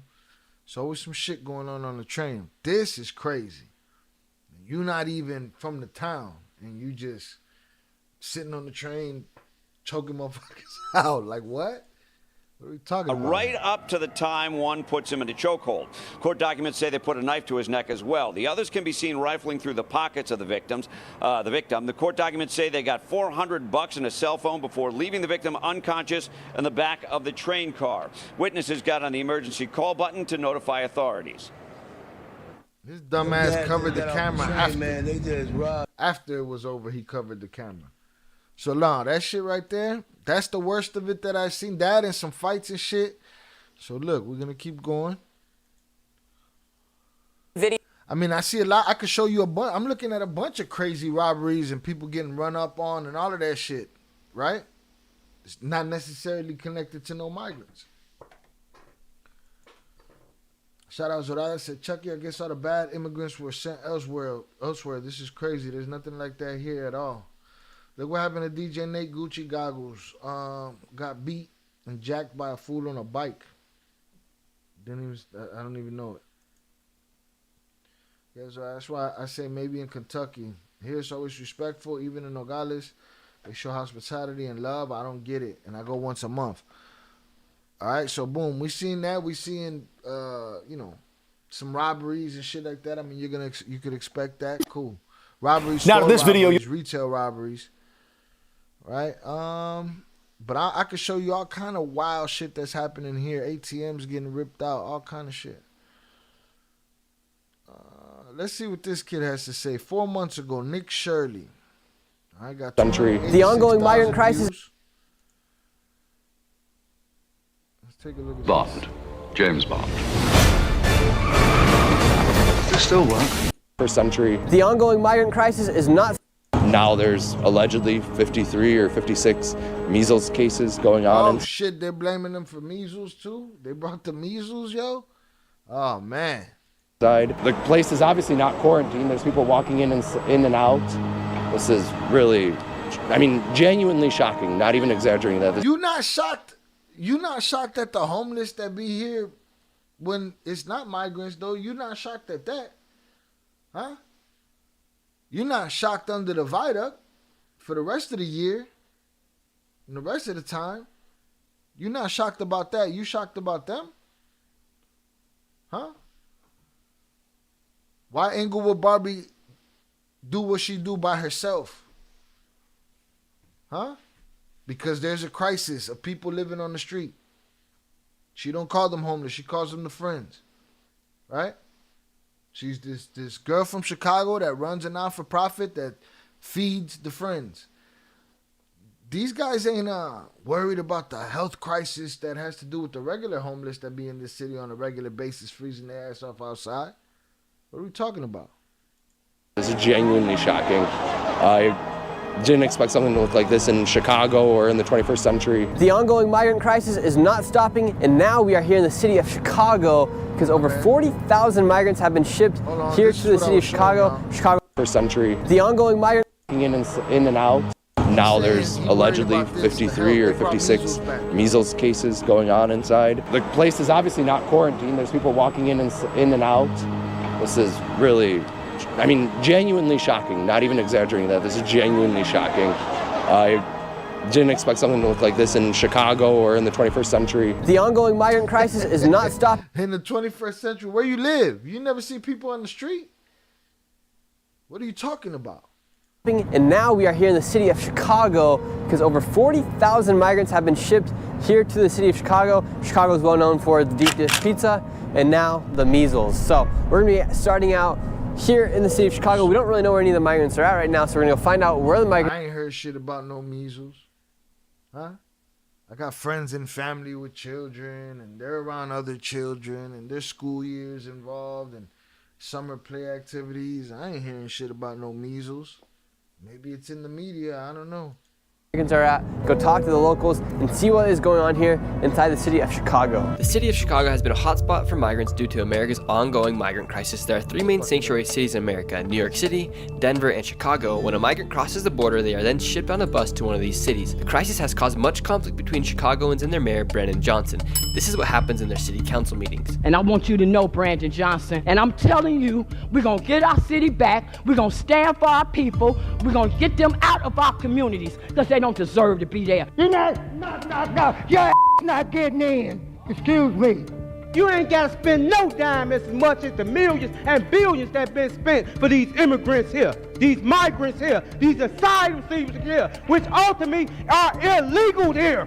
And now, the migrant crisis has only added to the extreme issues the city is already facing between gun and gang violence, and now outbreaks such as the measles. Millions of dollars have been spent to support the migrants, and I will reveal the secret corruptions that are happening with the millions of dollars in this video, such as how migrants are receiving up to $10,000 through Chicago's Link Card program. Sit back and get your popcorn ready because what you are about to watch will shock you. So what's going on here in Chicago with the migrant crisis? Well, from what I understand, Texas and Florida have been shipping migrants up here. They shipped some up in the middle of winter with no coats. I mean, these people are assholes. You know, people need to be treated humanely. It's just... Come on, man. My city is... She is a beautiful, treacherous, murderous bitch, boy, this city of mine. But she's beautiful. All right? Look at that building right there, man. The Opera House. Look at that shit, man. I don't understand it. So what should they be doing? That's a river. I think there is a need for a new immigration policy that includes guest workers and, allowing refugees to make their plea but not being treated like they're criminals. What do you think about the mayor here? Brandon Johnson, that's the mayor. Yeah, he ain't really did shit, to be honest. What's going on here with the migrant crisis? What do people think about the migrants here inside Chicago? On some real shit, I think they need to go on back where they at, Joe. We ain't got enough room for them right now. And where should they go? Shit, somewhere where's room for them at. Even if it's back to where they at or another little city. But Chicago too packed, man. We already got a lot going on. What do you think about them giving them free hotels, free phones? That's what I'm saying. They treating them better than real residents. Like, they giving them shit that they ain't give us. And we born and raised in Chicago. They come here giving them $15,000 in their name, a GN link, all type of shit. I'm damn. But you got homeless people sleeping on the street. They fucked up, but y'all bringing people in, treating them better than motherfuckers who from Chicago. I don't like that, though. What's your direct message to Mayor Johnson, then? Man, fix this. Get this shit together, bro. Help the city. I do think that bread could have been, any bread could be placed in the hood, man. Put that shit in the community. Don't just be all talk. You talk that talk to get in there, live it. Stand on business. Bro, did you even vote, bro? If you're enjoying this video, please subscribe and give it a like as it helps me make more videos like this in the future. ¿Qué está pasando con tu vida aquí en Chicago? Bueno, la verdad que yo aquí en Chicago me siento muy bien. A mí me han tratado muy bien en el refugio donde estoy. Lo que sí me gustaría a mí es que por lo menos uno le dieran trabajo, pues conseguir un poquito más de empleo. Give people a job, but there's people here that ain't, you know what I'm saying? If you want a job, you could get a job. If the paperwork is if the bureaucracy and all this shit is what keeps you from it, then it's another part, another nuance, another domino in the fucking effect. ¿Conseguir trabajo aquí? Bueno, todavía nosotros no estamos trabajando. Entonces, ¿cuánto tiempo lleva aquí en los Estados Unidos? Aquí tengo 8 meses ya de... ¿Dónde viven? ¿En un refugio? ¿En un hotel? En el refugio La Jackson, que lo quieren cerrar y Dios meta su mano que en verdad no cierren ese refugio. Porque, conchale, ese refugio ha sido muy bueno con los inmigrantes, muy bueno, y su gente que trabaja ahí también. She's praising the shelter that she's in and she's hoping that they don't shut it down. She says she's terrified of them shutting that shelter down. ¿Y qué hacen ahí para los migrantes? A veces van los médicos, van los que trabajan con caridad católica, ayudar a uno a conseguir un apartamento, lo ayudan con la tarjeta Link. And how's the migrant crisis affected the city here in Chicago? They taking care of the migrants more than the actual residents of the city. Okay, like they building all these new apartments and stuff like that, opening up abandoned buildings, fixing them up all for the migrants, and then you got tons of homeless people already here in Chicago that's been homeless way before the migrants even came here. Mm-hmm. They giving them all type of funds. They just giving them. They doing too much for the migrants that they not doing for the people that's already here. How does that make you guys feel here? We trying to get them out of our city, to be honest with you. Has there been an uprising in crime or anything like that with the migrants coming in? A little bit. Any gangs?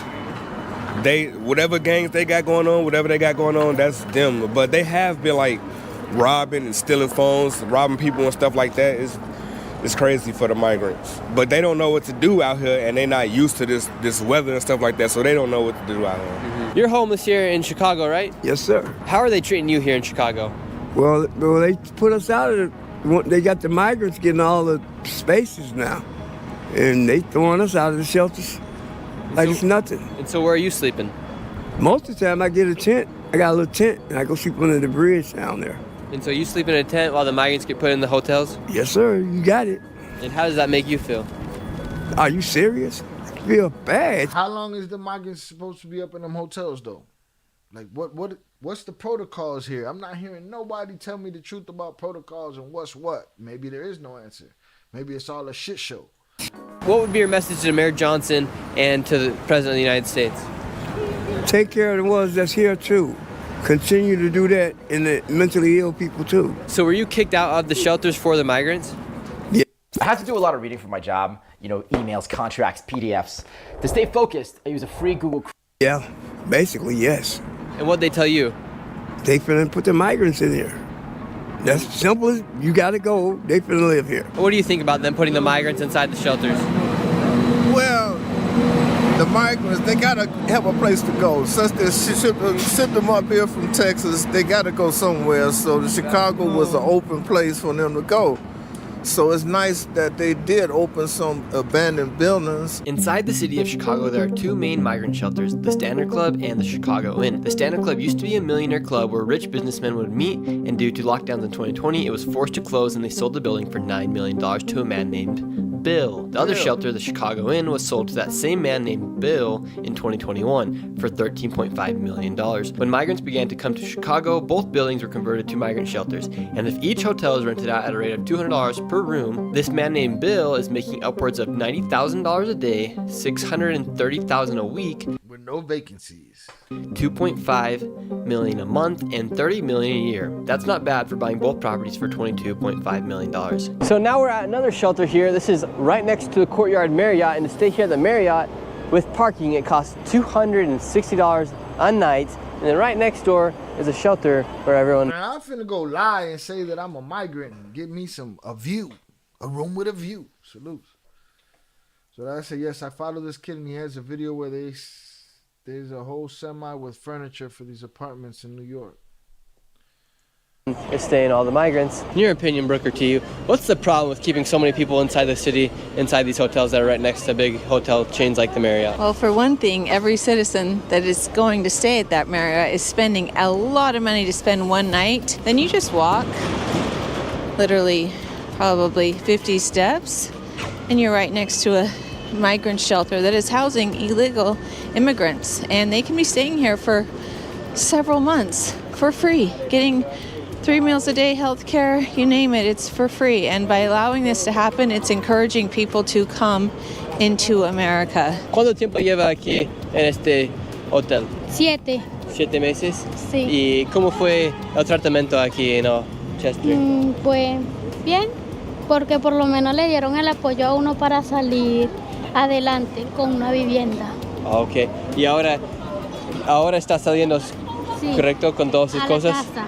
A una casa y... Sí. Bueno, y ahorita me voy pues, ya voy rápido. And so now she's heading out, they just grabbed all her stuff. ¿Y el bebé fue nacido aquí? Sí. Sí. ¿Y el gobierno están dando como, están prestando dinero para que pueda ir a una casa? Sí, ¿Cuánto a es? él. No recuerdo la cantidad, pero me voy porque... She remembers, but she just knows he's asking too many fucking questions, and she's rushing him off like, bro, I gotta go, bro. I'm gonna help as much as I can. They work hard and honest. I grew up with yard workers and house cleaners on a ranch. My nanny was from Mexico. It's tradition here. Pay it forward. I agree. For the good ones, the asylum seekers, the ones that are here for a better life. Those motherfuckers in that train, that's hellfire and brimstone. Salute.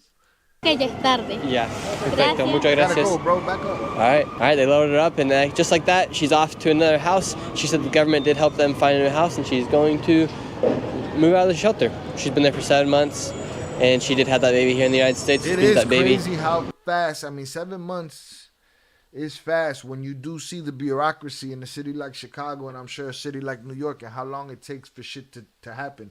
I watch Inglewood Barbie. For those who don't know who Inglewood Barbie is, you can look her up on Instagram. She has a non-for-profit where she feeds the friends underneath the viaduct, and she helps get them into the situations to better themselves. Some of them end up in rehab, some of them end up getting off the street. But I see how the bureaucracy works with her, and I'm talking about these mayoral candidates. They come to the viaduct, they get under there with her. She was sleeping in her, she slept in her tent for like, I don't know, 8-9 months. She slept in the tent under the thing too, under the viaduct. And I see how long the bureaucracy take for her to get somebody from the street to some kind of housing, some kind of help, and it takes a long time, man. I'm surprised it's just happening for this many people on this larger scale at this quicker pace, if that makes sense. So I said maybe that's what it is. Possible here is just a stop before they fly them elsewhere. I know on multiple occasions I ran into migrants at the airport when my son's traveling with his team. Quite possible could be, just a pit stop. Did get citizenship inside the United States. Anchor baby. Maybe now it's going to be a lot easier for her to stay here. Now she has a house. That lady honestly worked the system here in the United States perfectly. She came here, was shipped to Chicago, got 7 months free rent here inside this hotel, had a baby. That baby at least makes her about $500 a month. And that baby gets citizenship, and now they're paying upwards to $1,500, and migrants are getting $15,000 a year in homes. That lady is a prime example of working the system. That's disingenuous. They do those things. We were having this conversation on Zay's channel, ETC Always Wins, the other day. Chicago migrants spending $15,000 rental support. Like, you know, these same kind of programs exist for, you know, people that are already here, for citizens, you know. So sometimes they put a highlight on things. He just says she played the system. The baby she had was to play the system. Everything she did was to play the system, you know. Well, you're playing the system too, bruh. You in downtown in my city, you know. You coming to play in the dirt, right? You making money. What you worried about other vultures for? Huh? If everybody's a vulture to you. A year in homes. That lady is a prime example of working the system perfectly to get everything for free and taking advantage of your money. Haha, United States taxpayers. One of the main issues Chicago faces is all these migrants who are let in, however they cannot have work permits. All around the city you'll see families on street corners asking for money or any sort of assistance. Bro, that breaks me into pieces, these babies outside like this, bro. You know, I wish I had it all. You know, the words of Scarface, I often wish that I could save everyone, but I'm a dreamer. Aquí en Chicago la situación ha puesto duro aquí. La he tenido dura porque como no conseguimos trabajo. But don't get it twisted. What's this boy name? He pimping them too. Nick whatever. You pimping them too, bruh. Huh? You putting them on parade. That's why I don't like that. People like, oh, you know, you guys giving money to people on the internet or whatever. You're doing that for clout. I'm sure some of them do it. But don't discourage everybody from doing it, because you're discouraging people from helping people. You know what I'm saying? Whether it be, now I'm not saying put their face on camera, you know, but everybody needs to get off their high horse, because, bro, you pimping them too, dog. You sitting there, camera in their face, microphone in their face. Que como no tenemos el permiso de trabajo, nos cuesta para encontrar trabajo. Y vinieron aquí pensando que iba a poder conseguir trabajo. Talk shit and say, she played the system perfect. She had a baby. That baby's, he saw $500 in that baby. All right, cool. I get it. And people are going to be like that. They're going to say, they're only having, that's why that kid's 7 months old. They knew they could get more money. Okay, cool. Whatever, man. I got no hope for fucking humanity anyway. Yeah, Zorada, because they're close here. Plus, their work is on farm towns like Iowa, Carolinas, Northern Cali, etc. I think them red states like Florida and Texas sending people on buses to democratic cities like Chicago, New York, and Kamala during the winter set them up for failure. Man. Sí, porque todos nos decían que venirse para acá, llegaba, trabajaba y ya. Nos decían que todo era un proceso, tenía que tener tu permiso de trabajo, todo eso. Y no dijeron que iba. They thought they were going to come here and get straight to work. They didn't realize they were going to come here and not have no, you know, permits to work. Yeah. Who's going to tell you that? Them dudes is trying to get paid to get you right across. As soon as they got you across, it's your business. ¿El proceso? No. Nosotros estamos ahorita en un refugio y ahorita estamos en proceso, que hay que esperar que nos salga el permiso de trabajo. Ya ahorita el 30 de abril nos toca salir del refugio y no tenemos dónde ir. Bueno, ¿y hay algo más que le gustaría compartir para que la gente conoce lo que está pasando aquí en Chicago? Que la vida aquí en Estados Unidos no es como todo el mundo te la pinta, que es difícil, todo es un proceso. We got some barberos right here. They're giving this guy a nice fade. Hace eso para ganar dinero aquí. Es correcto, para poder sustentar la familia. I'm saying, I was looking at that lady's sign, like nobody could have helped them.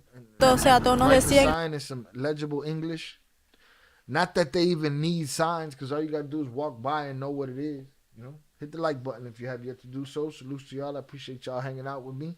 Thumbs up in the chat for y'all. Right. I don't know that we're going to watch this whole video of this kid. Que venirse para acá, llegaba, trabajaba y ya. Nos decían que todo era un proceso, tenía que tener tu permiso de trabajo, todo eso. I was just looking at her sign. ¿Y hay algo más que le gusta? It's just, Me gustaría compartir para que la gente conoce lo que está pasando aquí en Chicago.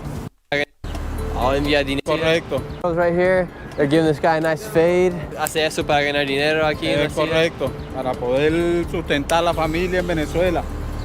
I'll enviar dinero a la familia en Venezuela. Sí, mis hijos. ¿Tu plan es para que ellos vienen aquí también? Sí. ¿Cómo les tratan aquí el gobierno de Chicago? Bien. ¿Han podido vivir en Chester, en hoteles aquí? No, o sea, estamos en refugio, pero no hemos logrado un trabajo estable, pues. ¿Y qué piensan ustedes de nuestro presidente Joe Biden, de él? No somos muchos así políticos, así como tal, pero siempre nos ha dado una ayuda. Agradecido. Sí, agradecido por el apoyo del gobierno. ¿Cómo? Agradecido con todo el apoyo, más que todo, claro. ¿Dónde piensan que van a estar en un año? Como en Chicago. Aquí en Chicago, si Dios quiere, con el favor de Dios. ¿Y los migrantes tienen temor si Donald Trump gana las elecciones? Pues sí hay incertidumbre. Sí hay. Sí tienen temor si él gana. Sí, pero todo se lo dejamos en la mano de Dios. Migrants used to arrive at Chicago's. Not to mention, the Venezuelans are leaving a communist country. They just had an election. The world pretty much failed them. Facts. They're making $10,000 a month. They're still asking for money. Yeah. It's why I can't believe everybody's shit. I just let y'all throw it, but I go with what I know. You know what I'm saying? Not you, but I'm saying in general. Like, we done heard those numbers. Where's her 10 grand? She should be walking around, kids iced up, eating good, all of that shit. The U.S. there always has to be an enemy. These immigrants are the new target. Station, but now they have built a whole entire new operation on the outskirts of the city. Right behind us right now is a ride somewhere and shit instead of just show me. There's got to be a video of a takeover. The bus that is actually filled with illegal immigrants that are being moved to a new location, and they're just using the public school buses to move these migrants around the whole entire city. And right here we have 1, 2, 3, 4 huge transit buses of Chicago that they're moving migrants around, and then behind that they have built almost like a bubble for the migrants. We just got kicked out because we were too close to it when we were walking on the sidewalk, and now we're on the other side and they're using public school buses to move migrants around here in the city of Chicago. Here, this is obviously where the migrant buses come, and there's 4 or 5 of them right here, and I think this guy's gonna come over here and kick me out really quick. You're crossing these barriers, they're gonna get the police on you. That's all I'm letting you know. We're not crossing the barrier. The security guard just literally told us that he was going to send the police on us if we crossed the barrier. I would like them to call the police on us. And just a block away from the migrant encampment, the homeless had get your goofy. I'd like for them to call the police on us. Built a tent city next to the highway. How do you feel about them building that shelter for the migrants and you guys are out on the street? I just feel like it's the same thing that's been repeated. They've always said, the government has always said, us and a certain set of people, you know what I'm saying? And not just us, but minorities and everything. But it's like, we always want to jump in and get in some that don't got nothing to do with us overseas and go help the next people, but our people that's back home. Thank you, I appreciate that, bro. Best of luck. Is it a pretty dangerous place here in Chicago? You think? I don't know. It's dangerous everywhere. And then with the migrant crisis, has it made it a little bit more that, bro? Best of luck. Is it a pretty dangerous? Boom. He's ready. He's not there to play no game. He got a Louisville Slugger cane. All right? Play games if you want to. All right?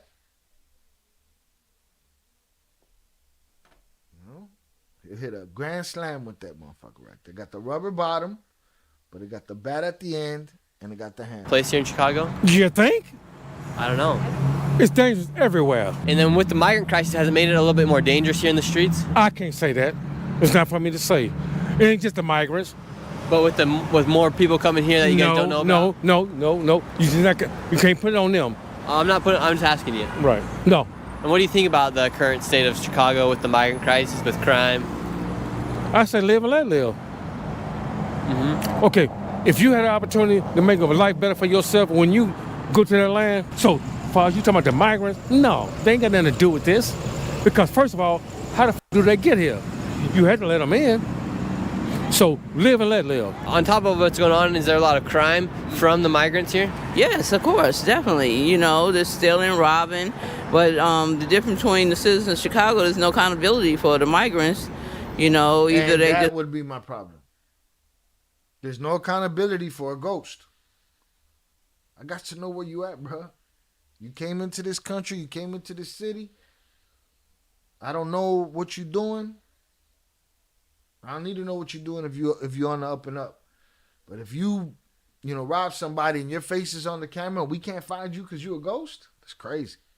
Because we let you be a ghost. He said about time he interviewed somebody with some common sense. All right?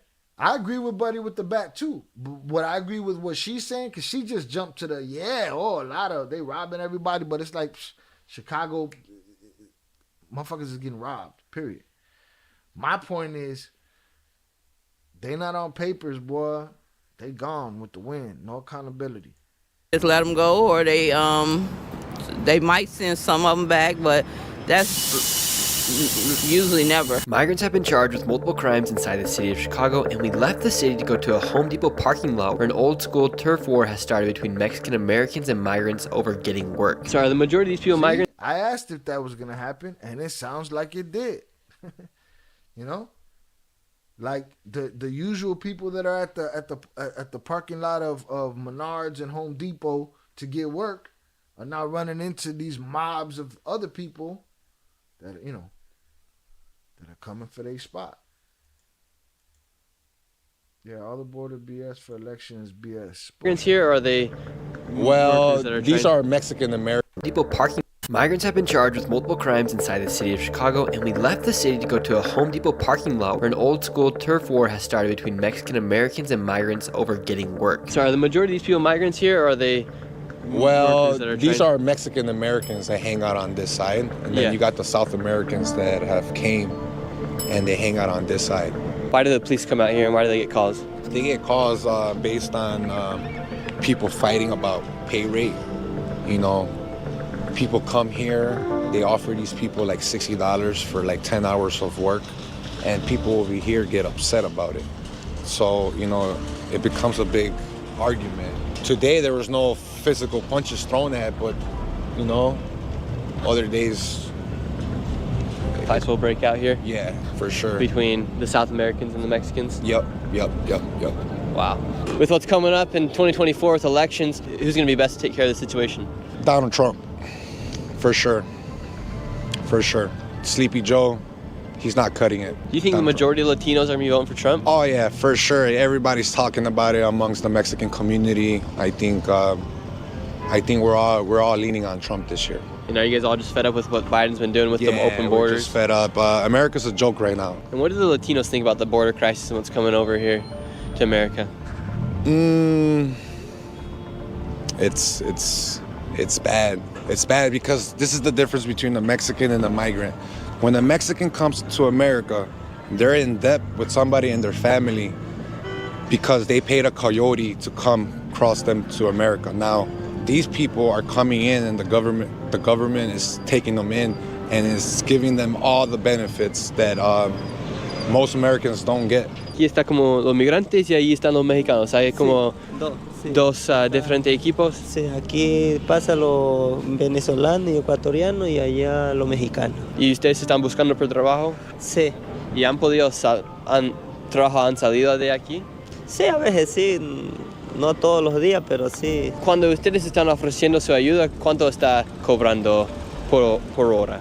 No, ellos nos dan, nosotros no cobramos, ellos los pagan. Ok, ustedes solo dicen vamos a trabajar y lo que ustedes pagan. Quiere ir con nosotros, nosotros vamos y él nos paga. I tried to speak with the Mexican Americans, however I was cussed out by one of the Mexicans. Nah, you don't have to listen. Shut the up! Screaming motherfucker, man, shut the That guy's under the influence, so just don't pay too much attention. It's Chicago.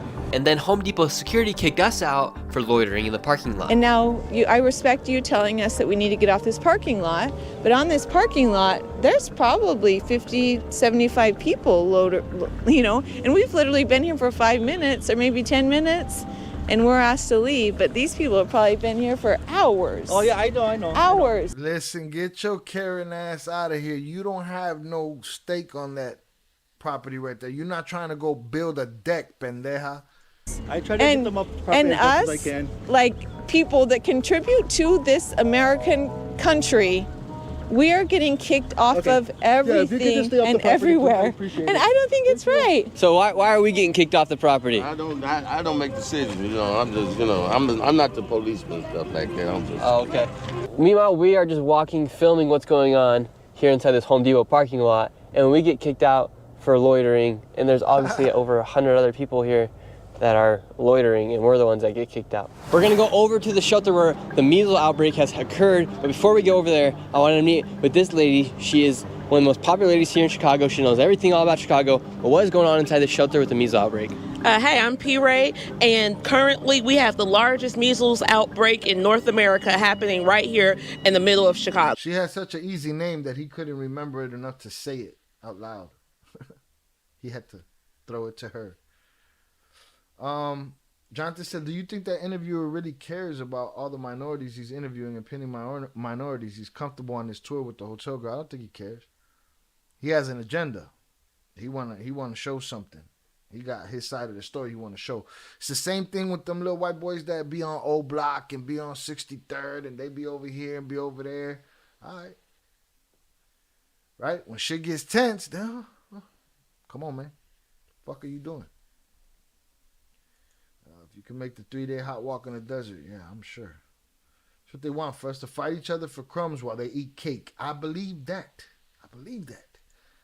But Les, what need do Mexican Americans who have papers have fighting for those type of jobs with illegals? It's a great question. All these people coming in aren't on paper until they get their paperwork processed, because I interpret these people's statements. I agree. Eventually, I'm sure. But I'm sure there's a lot of them that slip through the cracks and just end up in the neighborhood. You know? Let's see about this fucking measles outbreak. Get the fuck out. How many people have been confirmed with the measles, and are people dying? I'm P. Ray, and currently we have the largest measles outbreak in North America happening right here in the middle of Chicago. How many people have been confirmed with the measles, and are people dying inside the shelter? So far, 53.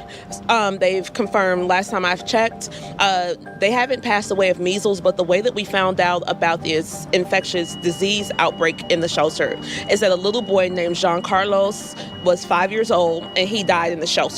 When they did the autopsy, they found that he passed away of sepsis, and he had four communicable viruses in his little body. Inside these shelters, there's just raging with diseases, it sounds Disease, yes, it's diseases. It's really bad, but the issue is that the children who are in the shelters are also attending the Chicago public schools, which has now compromised our student population as well. We're coming up on the shelter right now. It's literally on the outskirts of the city, and they've transformed an abandoned building. Give out $10,000. No medical care. You can't get a doctor up in these places, in these shelters. Oh, it's looking bad.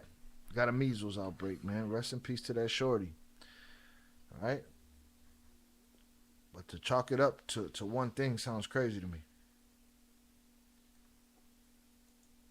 I'm here with Attorney Alexander, and how does it make you guys feel, Chicago people, to know that this is going on right here in your street? Well, this is disgraceful. I mean, the building looks abandoned. The windows are battered up. It's not really a surprise that you have a measles outbreak, and I believe there's tuberculosis going on now.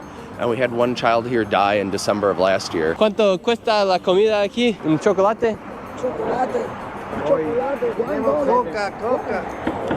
¿Coca-Cola or Coca? Coca. ¿Y de dónde son ustedes? Coke jokes, motherfucker. You real comfortable. You're right. You real comfortable. I don't like that shit. ¿Cuánto tiempo lleva aquí en este Chester? Ya 3 meses. 3 meses y... Ya estoy que salgo también. Entonces, ¿a dónde va a ir después? Voy a arrendarme, Hemos escuchado que San Rompión ha salido de este Chester aquí. No, hombre, no. Dicen eso, pero eso es mentira. ¿Son mentiras? Eso son puras mentiras. ¿Han efectuado a los niños esa enfermedad o algo así? No. Solo gripe. Solo gripe, hay mucho gripe. That's it. Flu, right? What everybody calls the the Rona, right? Every time somebody's sick now, that's what we hear. He said that's the only thing going around. It's the only thing I hear of. It's the only thing I hear of is people having the flu, people having the Rona. You know, I ain't heard no measles shit. Sí, suave. Y tengo una pregunta. ¿A los niños esa enfermedad o algo así? No. Solo gripe. Solo gripe, hay mucho gripe adentro. Sí, suave. Y tengo una pregunta. Este año aquí en los Estados Unidos va a haber una elección entre presidentes, de presidente Joe Biden y de Donald Trump. ¿Y ustedes tienen temor si Donald Trump gana de ser deportados la gente migrantes? Yeah. Sí. This is your first time seeing this, right? Yeah, this is my first time here. This is absolute madness. Like I don't know how. Yeah, that's how much he give a fuck. He'll say, "What you doing there now, though? Why? What you there for now? Huh?" Definitely sad. Shout out Booby H. Jonathan said, "Dude using a kid for baiting got me heated." Salutes, Jonathan. About the interview, of course. Nah, he's getting likes off of them for sure. And I can't get none. So if you out there and you have yet to hit the like button. Anyone could make a decision to house people in this kind of condition. I mean, at this point, they haven't even shown this on TV anywhere. They just say the migrant shelter in Pilsen. When you look at the state of the structure itself, it's not really a You mean Pilsen? surprise that we've had a child die here last December from sepsis. And then now there's allegedly 53 or 56 measles cases going on inside. The place is obviously not quarantined. There's people walking in and out. This is really, I mean, genuinely shocking. Not even exaggerating that. This is genuinely shocking. I shock boy? didn't expect something to look like this in Chicago or in the 21st century in America, to have something that looks like this. The windows are all blocked out. It's not taken care of. Like, I don't even know what the ventilation is inside. Like, this is, how does somebody make a decision to say this is the best place we could put people in at this point? Right, but then you'll go to the hotel, right? That's next to the other hotel, and you'll complain. Well, what are they doing here? Right next to people who paid a lot of money for their rooms. Huh? Come on, man. Make up your fucking minds. They put them where the money's at, they don't like it. They put them in the slum, they don't like it. What do you want them to do? They looking at him like, bro, what do you want over here? You're asking too many questions with your broken Spanish. With your white Catholic pre-Spanish. Shout out. Velez, the attorney, be like, I ain't never been to this side of the city. Shout out Boss Lady on the check-in. Hello to you, Boss Lady. Salutes. So like I said, now that winter's coming, the new one is going to be that there aren't enough flu vaccines because of the migrants. Oh, my goodness. You know, anything's possible. Dentro de Chester todo está cerrado. ¿Y cómo reciben luz dentro de Chester? And don't talk about ventilation when it comes to walls. You don't know what's on the roof of that establishment or in the back. Like, come on, man. ¿Adentro de Chester? ¿Cómo les tratan adentro? No. Entonces es como una sala nomás donde hay camas y cosas así. Yeah, that's it. They're getting tired of you talking, man. They don't want to hear your shit no more. Escucharon que sarampión ha salido de Chester. ¿Están recibiendo muchos casos de eso aquí? Había sarampión, hubo en un tiempo, pero ya ahora no hay, gracias a Dios.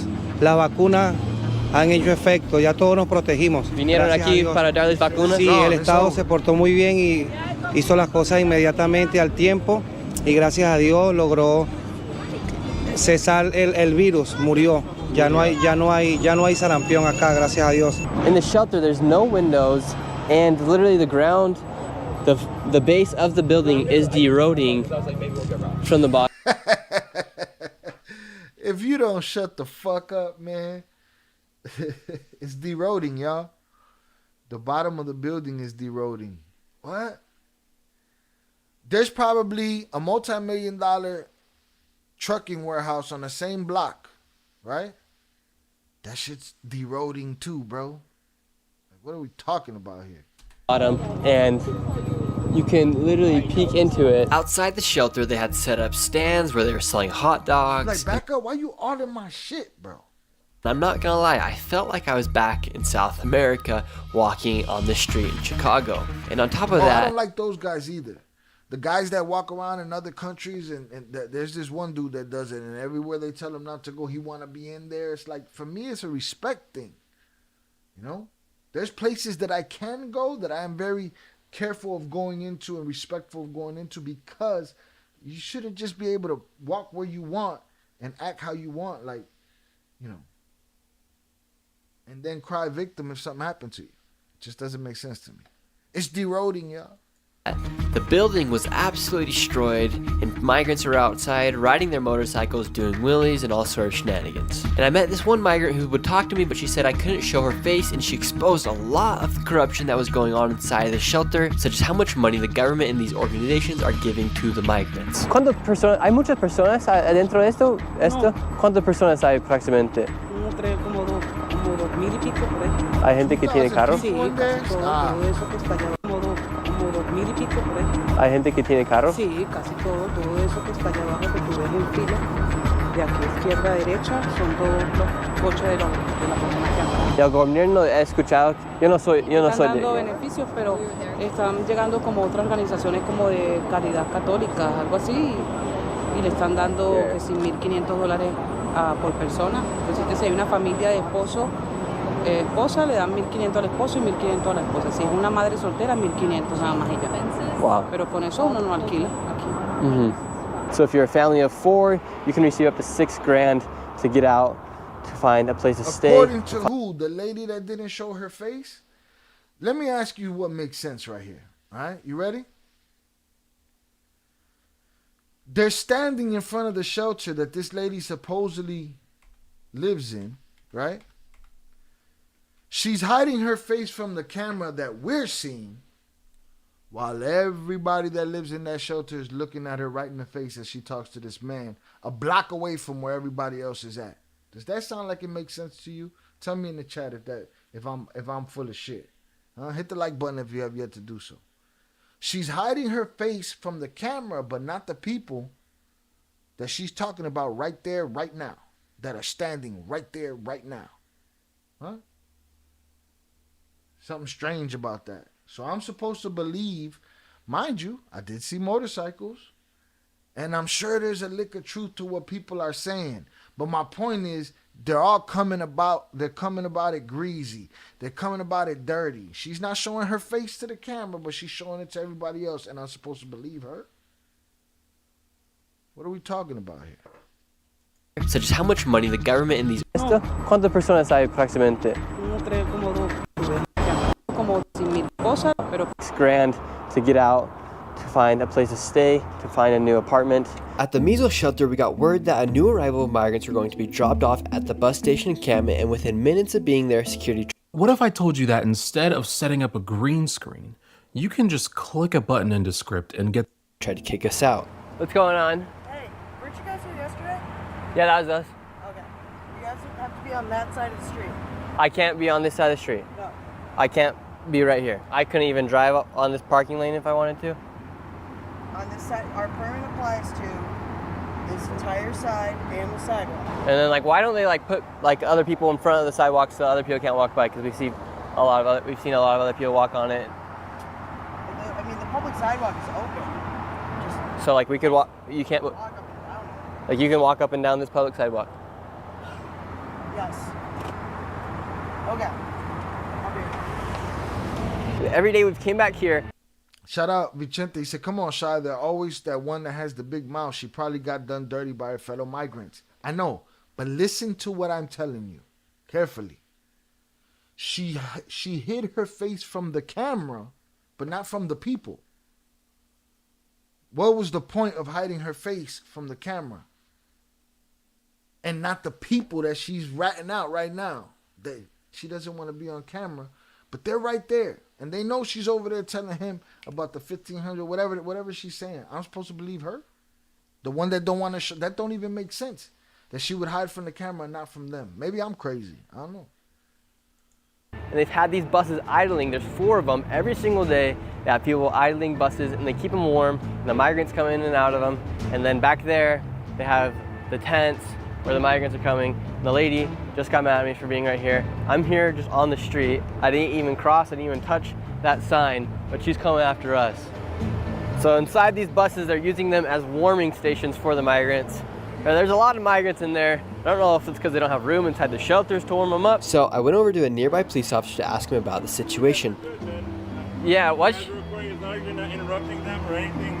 You know, you guys are free to record if you're on the public way. So. But are you police officers here? We are police here. But so you couldn't arrest me if I was walking on that bike path? Why would I arrest you if you're walking on a bike? Oh, technically you're not supposed to walk in the street, so you have to be careful with that. So there are. After realizing the security lady could not do anything to me, I went back to the buses and spoke with the migrants, and they randomly started to talk to me about their love for Joe Biden.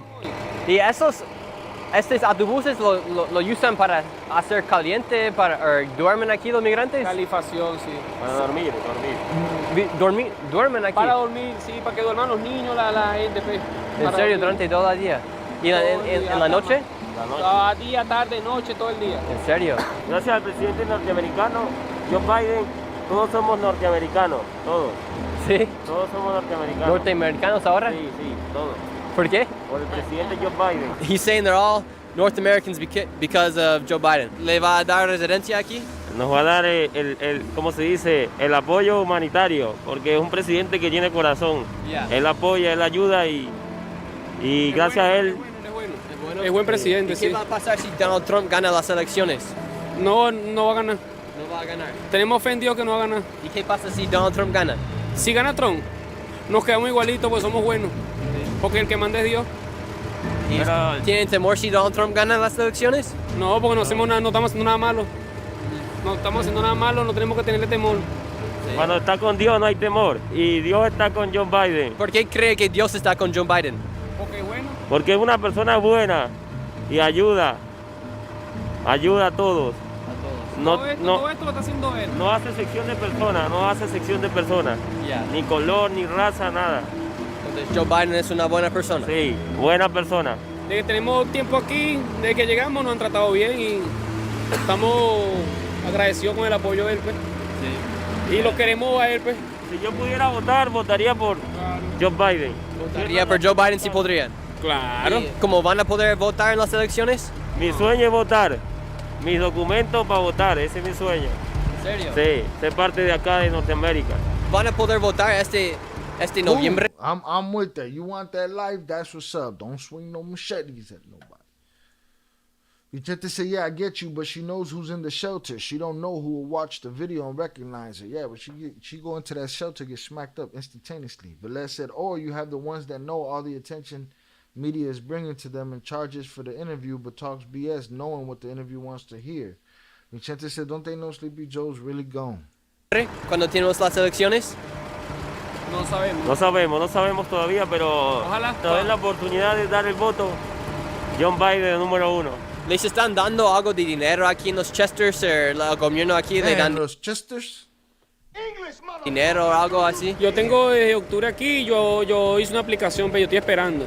Okay, ¿Y por cuánto les van a dar? Yo tengo muchas amistades por ahí que sí le dan una ayuda de una tarjeta y sí les sirve para muchas cosas, pues, para arriendo, les sirve para la comida. ¿Cuánto están en la tarjeta? Depende, si tienen hijos les salen como 6,000, como 7,000. Si es solo le dan 1,000 y algo. ¿Y eso es cada mes o...? Mensual. Mensualmente le dan $6,000 a familias con hijos. Con hijos, claro. Si son 10, son 10,000. ¿En serio? ¿En serio? Si tiene 10 hijos aquí, es $10,000 cada mes. Claro, la tarjeta Link. ¿Qué es la tarjeta que...? He found the guy that was going to give him the numbers he wanted to hear. Salutes, hit the like button, y'all. He found them. La del presidente. ¿El presidente? John Biden.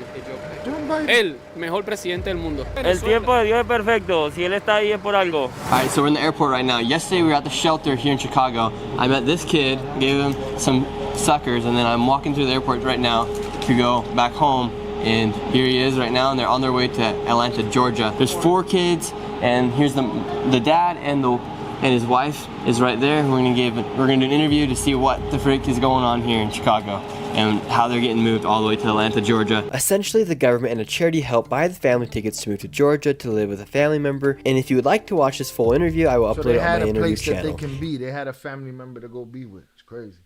But let's see what I'm saying, dude. Dude, keep on pressing the vote question to migrants, hoping one answers BS. Yeah, he's fishing. He's absolutely fishing. He don't give a shit. He got an agenda like everybody else, but everybody got their agenda. You can't, at this time of the year, a person can't invite you for tea without politicizing it and shit. Meet me for a coffee. And then you get there and they're trying to turn you from one side or this, that, or the other. I don't know what the fuck that means. All right, so I still ain't seen a takeover, right? Again, I've been offered a ride to one, but I ain't been offered a link or a camera to one. I didn't like the way he smiled as he said suckers. I don't even want to go back and look at it. Find that kid outside. Let's see. Venezuelan gang linked to brutal heist in Denver. All right, we're going to look into that too real quick. And when people start like this is when the people weird start noticing Trenches interview. We're not gonna watch Oh, the this cranberry.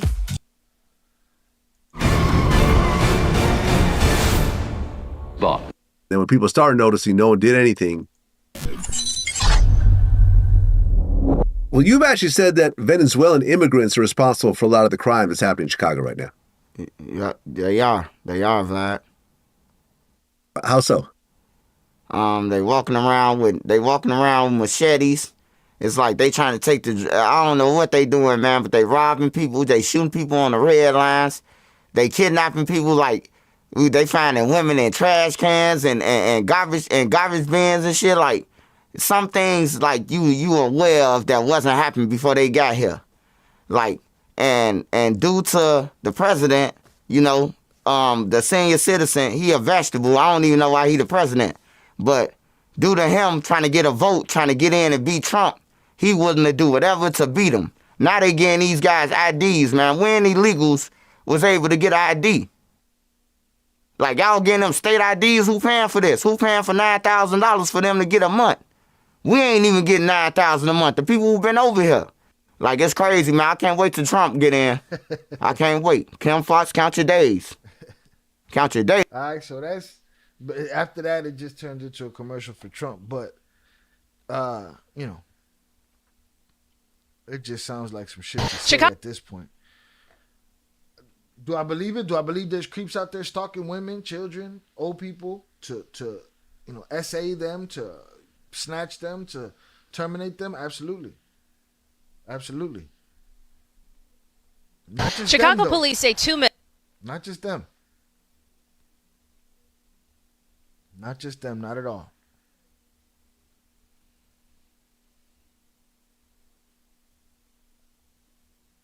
All right, I see a lot of robberies, but I don't see no connection. No 24 armed robberies on the northwest side.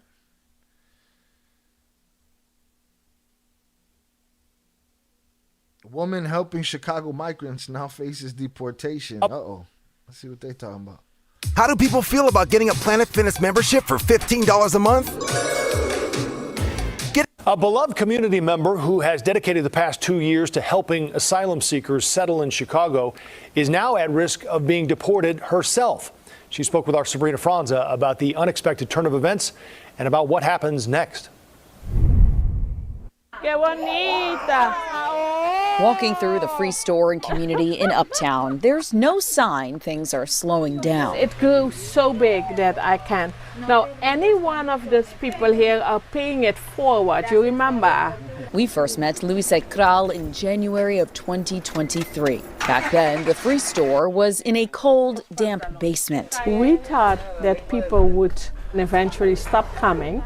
People in need kept coming. Now, the Park Community Church rents out this newer space for them. Kral says they see about 300 people a week, stamping each card before families start to shop for free. All our workers work for free. I work for free. Now the woman responsible for holding the operation together, I put a lot of work into this, is facing deportation herself. We become illegal like the people we serve. Kral, who was staying in the United States with her husband on a religious visa, tells us she requested a green card about 2 years into her stay, which at the time was recommended for a religious visa that lasts 5 years. She was supposed to get her green card in time to stay in the States and finish her mission. Our visa ran out before the green card kicks in. Her attorney explained that back in 2023, the State Department announced that for years it had been putting thousands of applicants, neglected or abused minors from Guatemala, Honduras, and El Salvador in the wrong line for this. So these dudes get in and out of jail, they don't get sent back. This lady that's helping communities, she gets bugged. Seems to me she's earned her ticket here. You know what I'm saying? I don't know. Maybe I'm wrong. Maybe I'm, what they call me, a socialist over that shit or something. I don't know, man. I think it's all bullshit. Their green cards. In response, they added all of those people to the queue with clergy. And our waiting time, it made it 10 years. Despite everything that she's going through, the sorting, the shopping, the hard work continues. Either paperwork comes through, I stay and do more of this and better, or it's time to leave. I will pack, say goodbye. But Kral's hope is unwavering. In Uptown, Sabrina Franza, CBS. Right, there's a 2 difference. News. There's levels to this shit. All right? Shout out Lupe. Let's keep it real. This is the globalists doing this. A lot of people got their hands in it. But let's say that Shirley kid got a good video from Colorado 4 days ago. He's an ad campaign. Jonathan, I can't catch a smile either. Salutes Pure Art. Check in. I appreciate you. Hit the like button if you have yet to hit the like button. Salutes to y'all for hanging out. We're going to be here a little bit longer. I got some more to check out. So, boom. So far, I haven't seen a takeover, right? Again, been invited to one, but nothing else. See a lot of robberies in Chicago, a lot of abuse. We saw those guys do what they did on the train. Let's check out this Denver robbery right here. They blame on the Venezuelan gang. No matter who you are, there are times it can be tough to be yourself when you have. All right, get this. Federal authorities in El Paso relinquishing custody of a man linked to this violent jewelry robbery. This happened back in June in Denver. So our partners at News Nation, they're reporting it's part of a Venezuelan gang. They do report Homeland Security officials turned over the suspect, Gene Torres Roman, to the Denver County Sheriff's Office. The brutal robbery caught on video shows several young men pulling guns, even pistol whipping 2 women. So a few days after El Paso SWAT officers took several people into custody, happened at a motel, and reportedly Torres was there. It's not clear what the status of the other people taken into custody. Broken window on that hotel. Who paid for the room? Who's paying for the broken window? Right? $10,000 a month. Who's robbing what? What's going on here? What's up, shout out? Did I miss anything new on Cartel Hispanic news? It's crazy out here for the house. So we're doing immigrant and migrant news. Torres was there. It's not security officials turned over the suspect. They even had a cage, all right? But they did that two at a time shit in the cage. Gene Torres Roman to the Denver County Sheriff's Office. The brutal robbery caught on video shows several young men. And this dude was already in there.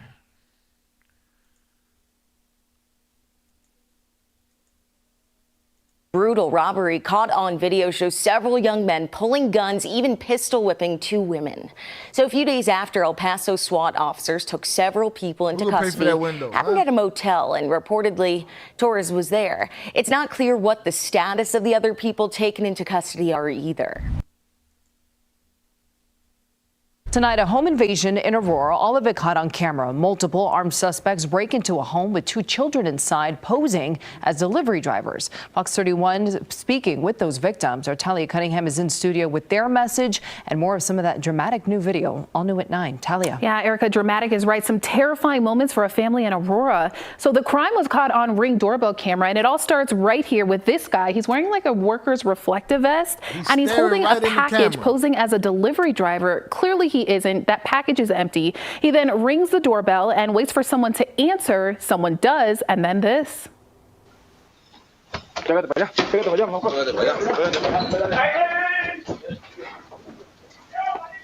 That looks like some, it looks like a migrant situation right there. It all happened in a matter of seconds. What you just saw was that man pushing the door open and forcing himself inside the home.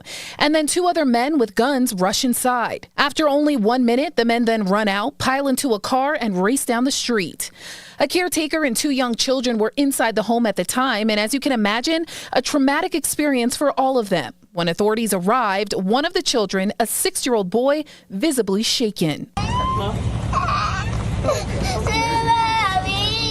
His mom and dad claim the suspects hit their son and caretaker, pushing him to the ground, and inappropriately touched their 14-year-old daughter. The incident happened on Wednesday, June 12th at 8:45 p.m. in a neighborhood on South Richfield Street. Police say this was a robbery as well, with personal items, mostly jewelry and cash, stolen. Although the parents weren't home at the time, they dialed 911 immediately after being notified by the Ring video, telling us they're scared. El dinero, las joyas se recuperan.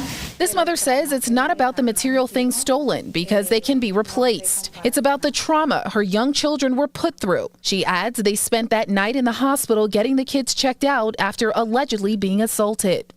And tonight, Aurora police are investigating this crime and do believe that this family was targeted because they run a business out of their own home. That husband tells us he's a barber and cuts hair, believing this was a crime of opportunity. So take a look here. It may be hard to tell, but if you recognize any of these 3 men or know anything about this crime, you're asked to call Aurora police immediately. In studio tonight, Talia Cunningham. They was wilding. They out there giving the migrants a bad name, yo. Right? Let's see what's up with this.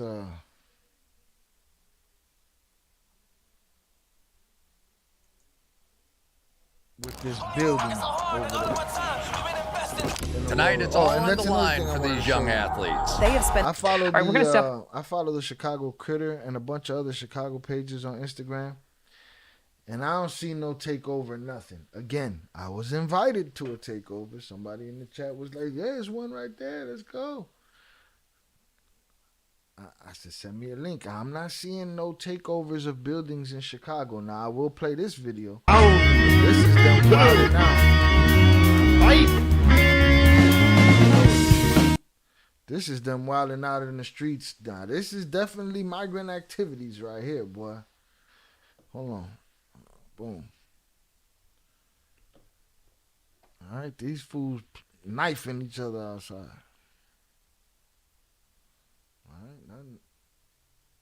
Swinging them at each other. All right.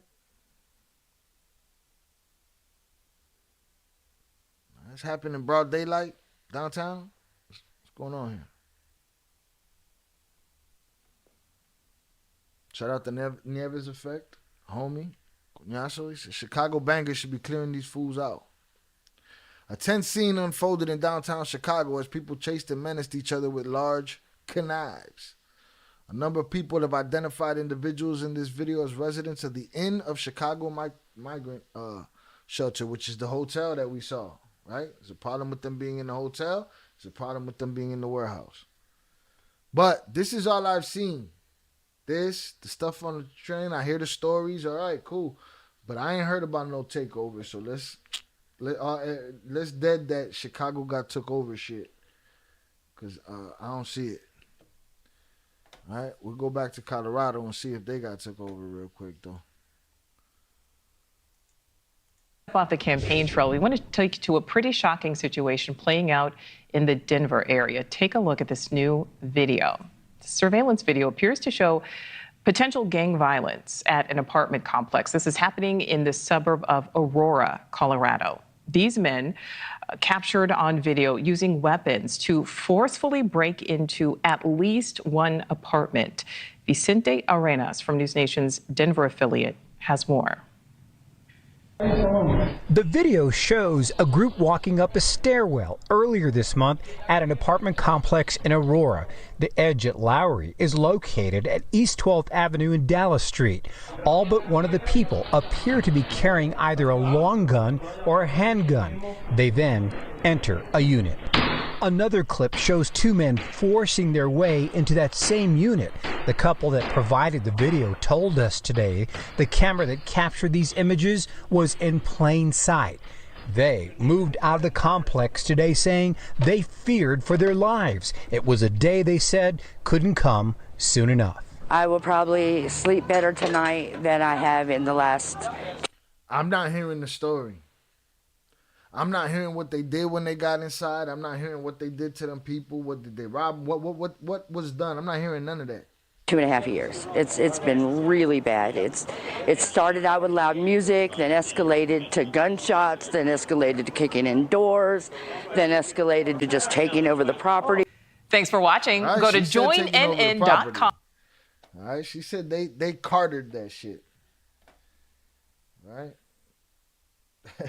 Pure Art said Jungle Army tactical shit in broad daylight. Downtown LA, a landlord got stabbed by them. Is it on this platform? Salutes. Look up the LA one. Chai, you got your measles vaccine? I smoked the sacred plant. Keeps me healthy. Seen that video. That's the one about Aurora. Looks like a bunch of youngsters probably jacking the house. I heard it's a video to promote Venezuelan gang tactical video. I don't know. But all I know is they went to the same house. I didn't see no takeover there. They said they took over the property. I'm going to look at something else. But they kept going to the same house. What, you owed them some money? Did they see you as a good lick? Or, what was it? All right, let me see if I find another video of it. It's the same place. Salutes Dago Life. What's up? Checking in from San Diego. Just got off work. Let's get it. Salutes to you, sir. Get that paper. What a beast. All right, everyone. Welcome back here to Live Now from Fox. We'll take a look at this really disturbing video. It has been making the rounds, going viral. This is out in Aurora, Colorado, and it's one that is making headlines, of course, all over. Oh, I didn't even peep that. Shout out Nandy on the check-in. Went to the same house twice, and the door changed colors. The country has been making the rounds, going viral. This is out in Aurora, Colorado, and it's one that is making headlines, of course, all over the country. Well, you know what I'll say? Where the mayor of Aurora says Venezuelan gangs are overrunning apartment buildings there as part of an organized criminal effort. Local police have called the incidents isolated, but surveillance video from at least one of the complexes is very... I'll tell you what, Nandy. I believe the video of them smashing the door up, it was the same room number. And it was a red door. That white door is a replacement door. Oh, my bad. That white door is a replacement door. They play the videos in a real life timeline. The red door that they smashed to pieces, that white one's the replacement door. So this happened after that happened. So that video wasn't them coming back. This video is them coming back. That's what happened. Check it out. White door. That's a replacement door right there. It was red before. He smashed up the red door. They played these videos out of sequence and called them the opposite. They said this was them arriving the first time. The other one was them coming back. No, other way around. The other one was them the first time or whatever, and this is them coming back. That's a replacement door. Viral. This is out in Aurora, Colorado, and it's one that is making headlines of... So who's in the apartment so important? How much money? Yeah, there got to be some kind of relationship there. Some kind of, did they promise them something? Did they, I don't know. These guys just decide to pick on them? They ain't breaking. I don't see no other replacement doors. I don't know. I don't know the story. That's the problem. I don't hear no story. I just hear them saying some takeover.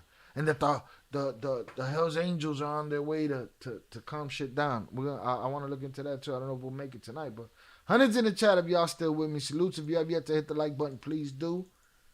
All right, we're hanging out, but I don't hear no takeover. But I do see that the door was red, and now it's white. So this is a replacement door. Of course, all over the country, where the mayor of Aurora says Venezuelan gangs are overrunning apartment buildings there as part of an organized criminal effort. Local police have called the incidents isolated, but surveillance video from at least one of the complexes is very startling, as you can see from this video right here. Now, we want to go on for more on this story about what's happening in Aurora. We're joined by Fox News senior national correspondent. When I turned this video on, I thought it was a parody for a second at the way that the dude was talking. All right, in Aurora, Colorado. I thought it was bullshit for a second. Huh? Oh, yeah, this is Wild West. Shout out Zoraida. Chucky, I don't own a hammer yet. This encourages me to buy one. Zoraida, I preach to everyone, especially the women in my life that I love, that if they can do two things, do them both. If you can do one or the other, better to have it than not have it. The women in my life, I preach jiu-jitsu and having a hammer and being well trained with it. Salutes.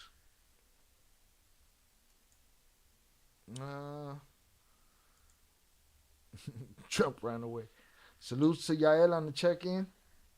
So I thought this was a parody. All right. Headed to Aurora, Colorado right now, where they're taking over a building.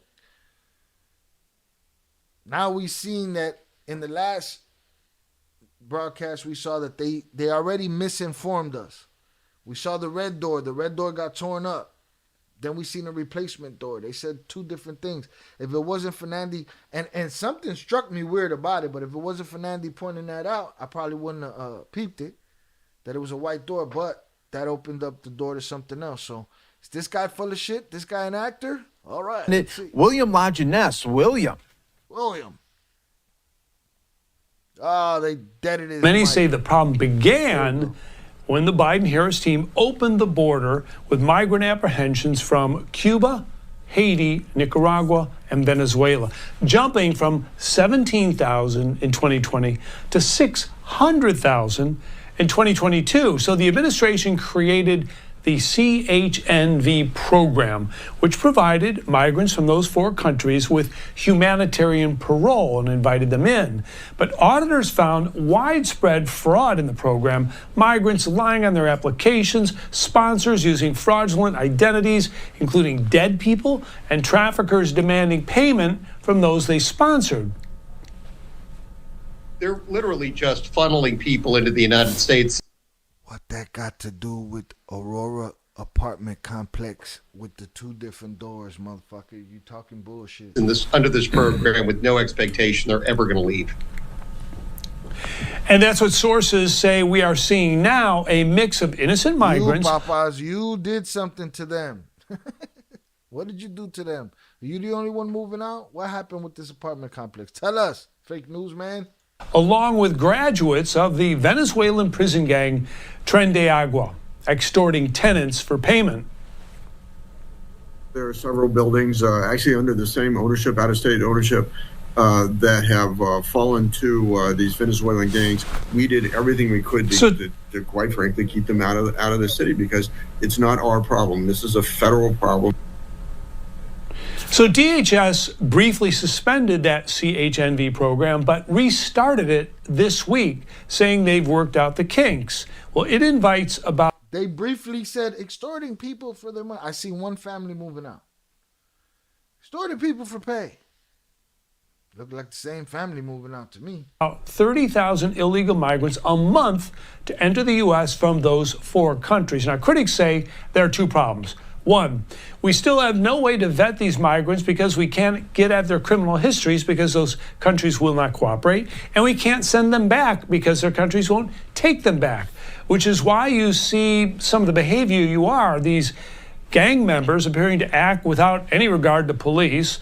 It's illegal for them to carry a firearm, and you see from the video they've got plenty of long guns and handguns as well, because if they're going to be arrested, they're simply going to be released, and they're not going to be deported because we can't keep them, right? Can't afford to keep them.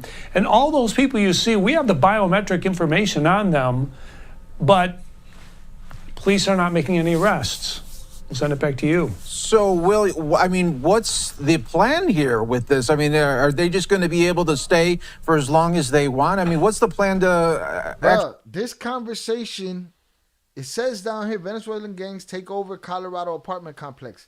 The conversation has only been the immigration policy and how they ended up here. It has nothing to do with this apartment complex. They peppered in the apartment complex. They're going to pimp this apartment complex. That's what they're doing. They're pimping this apartment complex. I didn't see no takeover. Vicente says, remember, those white people moving out said their Ring camera caught the migrants breaking in. They scared they will get retaliated on. Papa, scared of them get retaliated. They came twice. They busted in the door the first time. The second time, the door was opened for them. You know what I'm saying? So evidently something going on there. They ain't show us the room next door get kicked open. They ain't show us downstairs I ain't see no takeover. Huh? I saw a bunch of dudes running on one dude's house and now dudes moving out of there. Right?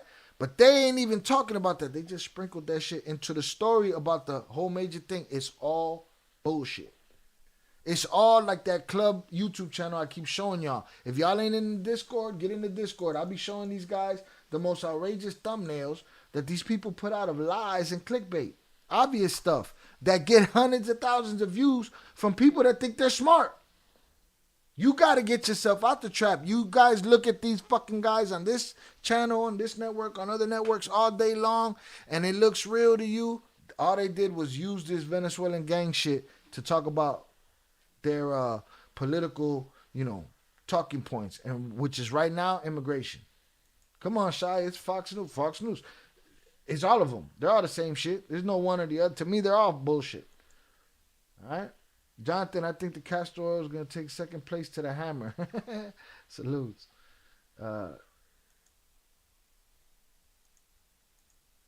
Yeah, no, this is crazy. I ain't seen no apartment to the point, and I got to go look for it. I heard, the Hells Angels are going to go take care of this problem in Aurora, Colorado. Don't mount up yet, bruh. The news channels might be sending y'all off. Actually apprehend these people.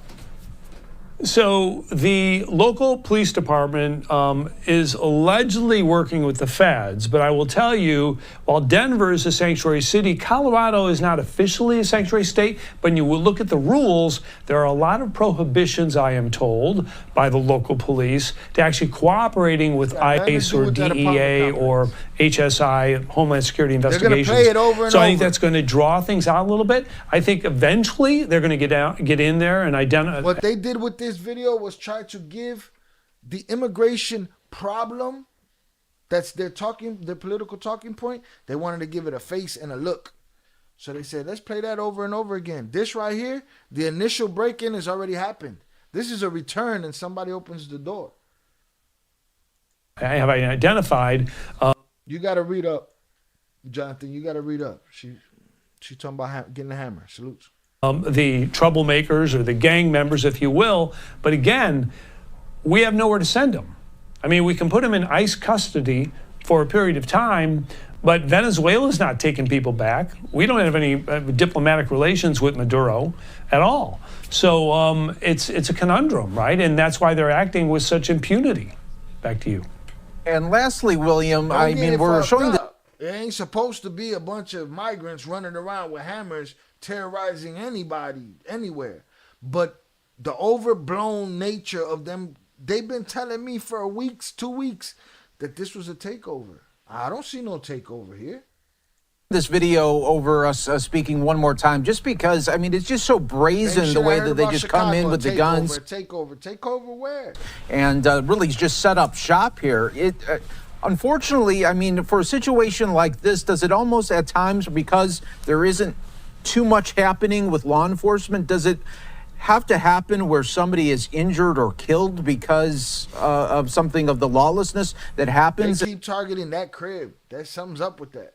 That eventually will then lead to getting these people out? You'd like to believe that, right? But let's just take a look at some of the crimes we've seen in New York City, right? The assault of cops, and people are being let out within 24 hours, and then they find them somewhere else, and then they finally take them into custody. That's the part that's crazy, that now, not only that, you're getting the ones that are committing the crime. You know why they're committing the crime? You're catching them, right? All right, cool. And then you're throwing them back out there. What are we doing? What are we talking about here? So that it can accelerate, and now they could take a life. Instead of robbing somebody, you seen them at noon, they was robbing somebody, then you catch them again the next day at 9 a.m. and they done took a life. What are we talking about here? Innocent life that had nothing to do with nothing. Hit the like button if you have yet to do so, y'all. Salute to y'all. There may be crimes committed in between there. You know, this problem with these 4 countries where we don't have diplomatic relations, where we can't just easily send people back. What I am told is happening, the big picture is, we reinstated this program even though the kinks are not worked out, right? We don't have the ability to find out who those sponsors really are. I mean, in the situation, you had 3,000 people sponsoring more than 100,000 individuals. That's not the way it's supposed to go. When you said, you know, when you were a kid and your family said, let's adopt, if you will, a family from another country and provide some money and kind of look after them or whatever, and see that they, you know, settle in the United States in a positive way. Well, that's not what's happening with these programs. Once they're here, no one's watching over their shoulders. And again, this particular prison gang has clearly infiltrated this migrant program, and people being people, they're going to take advantage of the situation. So the cops have their work cut out for them, for sure. Yeah, no doubt about that. William Lajeunesse, thanks so much for joining us on Live Now from Fox. Migrant in custody. I see now, but with Fox, I've already seen that they're disingenuous. So I don't know that, you know, they're just pointing their finger, calling everybody a migrant.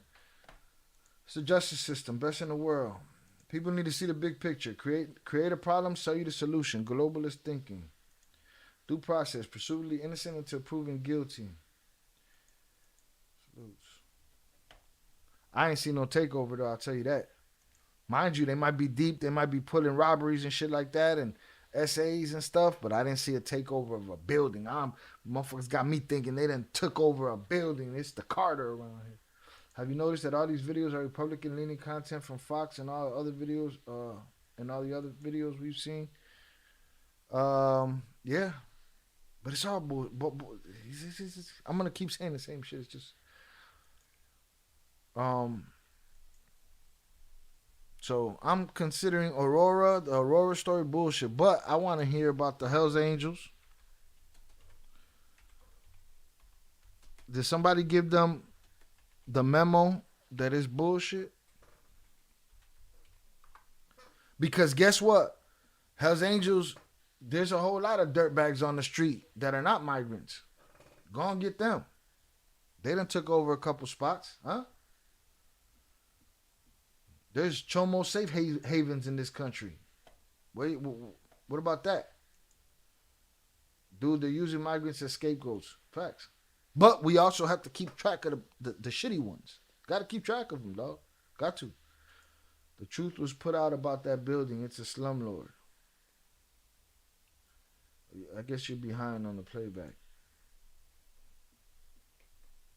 Oh, on that building? Yeah. On the Aurora building. I thought you were talking about the building that was, what did dude say it was? It was deroding. Yeah, hold on. I got an article on that. I got an article that says he had to sell the building, but let me see what they're talking about here. Hold on, but give me a sec. I want to see this Hells Angels shit.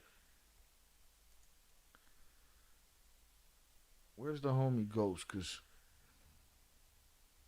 there we go. Fake news. All right. Let's get it. Everybody's talking about the Hells Angels heading to Aurora, Colorado. See? Duped me again. The takeover I was duped. And now, mind you, I didn't look into it, but look, it took 5 seconds of looking into it. All bullshit. Huh? The takeover in Chicago, bullshit. The takeover in Aurora, bullshit. And the Hells Angels situation, it already says fake news. Let's see what he's talking about. To chase off the I'm gonna link y'all for those that are interested in this kind of content. You can follow Ghost Channel. Venezuelan group now went in armed and were kicking people out of their homes. To chase off the Venezuelan group now went in armed and were kicking. Everybody's talking about the Hells Angels heading to Aurora, Colorado. To chase off the Venezuelan group now went in armed and were kicking people out of their homes. I'm a person, if you don't know, has dealt with both sides in different situations, hostile and positive, wearing a 1% diamond patch myself. So we're going to talk some inside baseball. Let's get into it.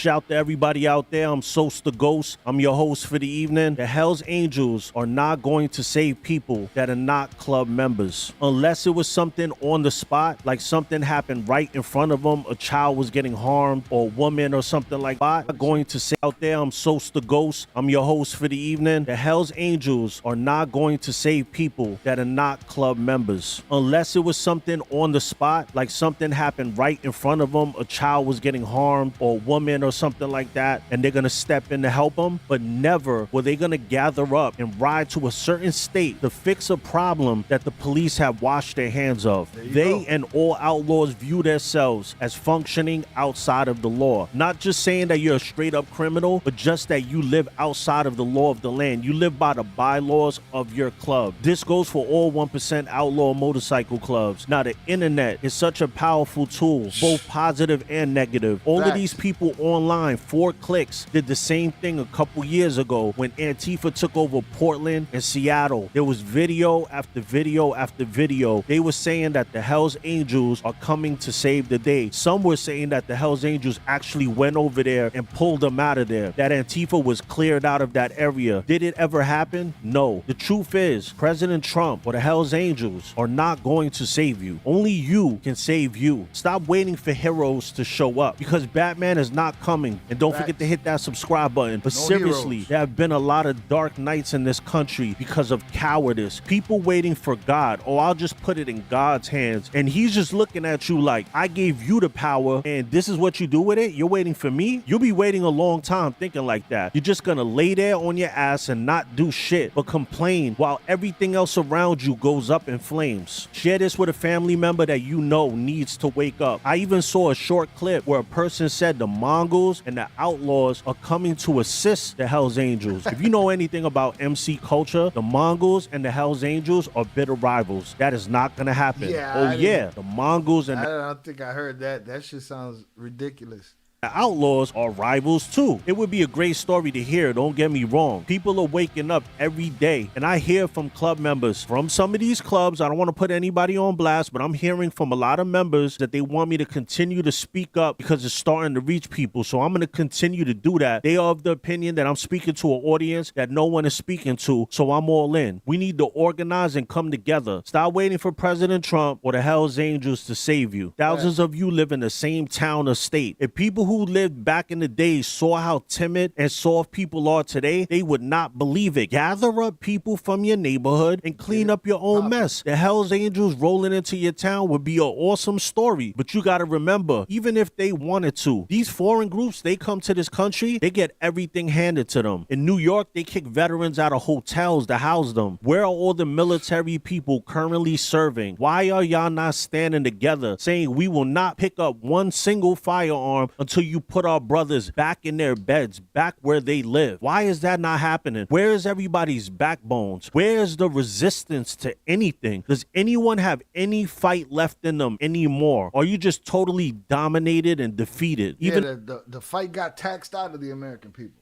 if the Hells Angels pull up 1,000 deep to fix that issue, an issue that I add would be fixed in a day if it was allowed to happen. As soon as they hit that Colorado border, all of a sudden, law enforcement is going to get really good at doing their job. That's why I don't like when they mix America First with Back to Blue. It's a conflict of interest. If the police are told by the higher-ups to oppress you, they will. They're just going to tell you, I'm just doing my job. I'm just doing my job. The pandemic, they would tell people they had to leave their businesses and not put food on the table for their kids. That's who you want to back? I'm good on that one. But they're doing their job. That's what they're going to say. I'm just doing my job. It's a conflict of interest. But if the Hells Angels rolled in 1,000 deep, law enforcement would be right there to turn them around. How much do you want to bet? It's almost like they get a message from up top saying, don't help the people that got kicked out of their homes at gunpoint. In this Hells Angels situation, you have to be very careful with sources. People see 81, which is the eighth and the first letter of the alphabet, standing for HA, Hell's Angels. But what you have to understand about 81 is that they have support clubs and support. The support system is even bigger than the club. They have supports that outnumber the actual club membership, and they have people that buy the t-shirts and the merch and consider themselves 81. So to a person from the outside looking in, it appears like you're getting a message from an actual club member of the Hells Angels, but 9 times out of 10, it's someone who bought a support shirt from Sturgis or Myrtle Bike Week at a Hells Angels booth. 9 times out of 10, it is a groupie. These are not actual members. And they wear this stuff to trick people that don't know about MC culture. These Venezuelans are the exact people President Trump has... Shout out Ghost, the music too loud, bro. I'll bring that shit down. Editor. About coming across the border for so many years now. Do you believe them now? Our country is being infiltrated and a lot of people are waiting for a savior. The truth is, it's time for all of us to do our part. Our kids will live horrible lives when we're not around, and you know whose fault it's gonna be? Ours, because of cowardice. Straight up cowardice. The people in power right now have left the country wide open. Meanwhile, they're funding weapons against a superpower. Try to waltz into one of these countries and see... All right, I can't do it no more with the music. Probably clap me anyway, but we got our answer, right? The Hells Angel involvement is bullshit. As far as I can see, the apartment complex takeover is bullshit. All right? Somebody said the other day, oh, it was a fake video. Nah, the video was real. The way they manipulated it, is something else. There was no takeover. That's fear-mongering. You're telling people that they're taking over apartment complexes. I saw them attack the same place twice. Second time got the door opened for them. You know what I mean? Something strange about that, and they're not telling us that part of the story. All right, let me read this article real quick. Salutes to y'all. Hundreds up in the chat for y'all. We're debunking bullshit today. Again, we suffer from crime in this country. Migrants commit crime too. Not all of them. Just like not all American people keep crime. Not all American people are out there committing crime. Landlord forced to sell Colorado apartment complex after it was taken over by Venezuelan migrant Tren de Aragua. A Colorado landlord has agreed to sell a troubled apartment complex that was taken over by the violent Venezuelan migrant gang Tren de Aragua. Landlord Zev Baumgarten has been fighting with the Denver suburb of Aurora over the Aspen Grove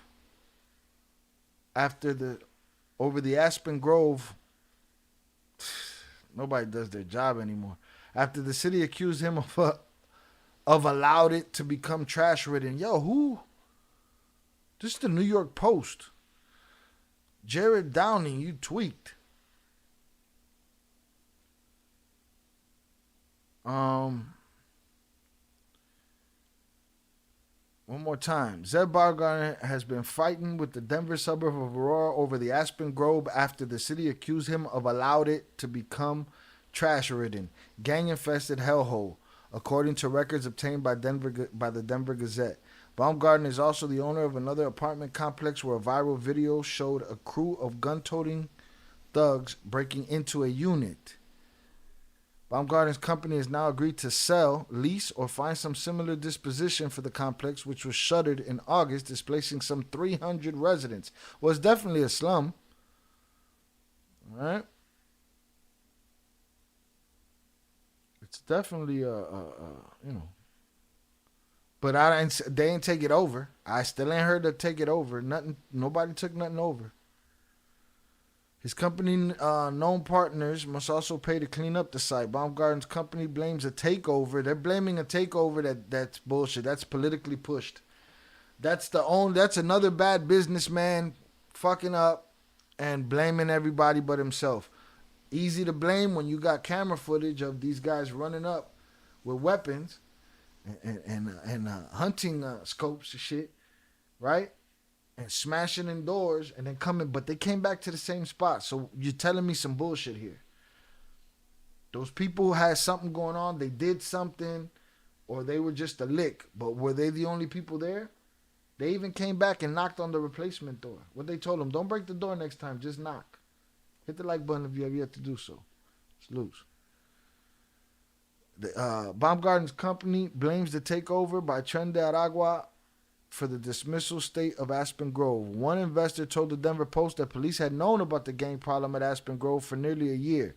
The investor said the situation got so bad that staff abandoned the site, allowing trash to pile up and the building to go to ruin. Where's all of that footage and information at? Huh? A year of it and there's no footage and no documentation? Come on, man. In June, attorneys for the landlords had sent letters begging police and local officials for help. Claiming Tren de Aragua had forcibly taken control, the city finally deemed the site criminal nuisance and evicted the residents. Last month, a video surfaced at a separate apartment complex showed a gun-toting crew breaking into a unit. So that video ain't even a video from that unit. A doorbell cam video shows suspected gang members breaking into a different apartment complex in Aurora last month. This whole shit has been a fraud. You're going to tell me a year of them taking over a whole building, the Carter style, and nobody got a videotape of that? Stop, bro.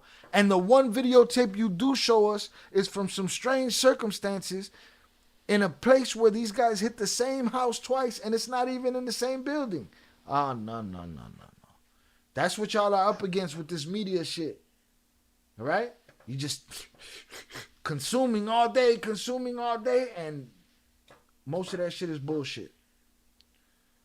Though he puts the blame on gangs, prosecutors pointed out that a second Baumgarten-owned complex, Fitzsimmons Place, which also shuttered in August, had code violations dating back to 2020, according to local publication Westward.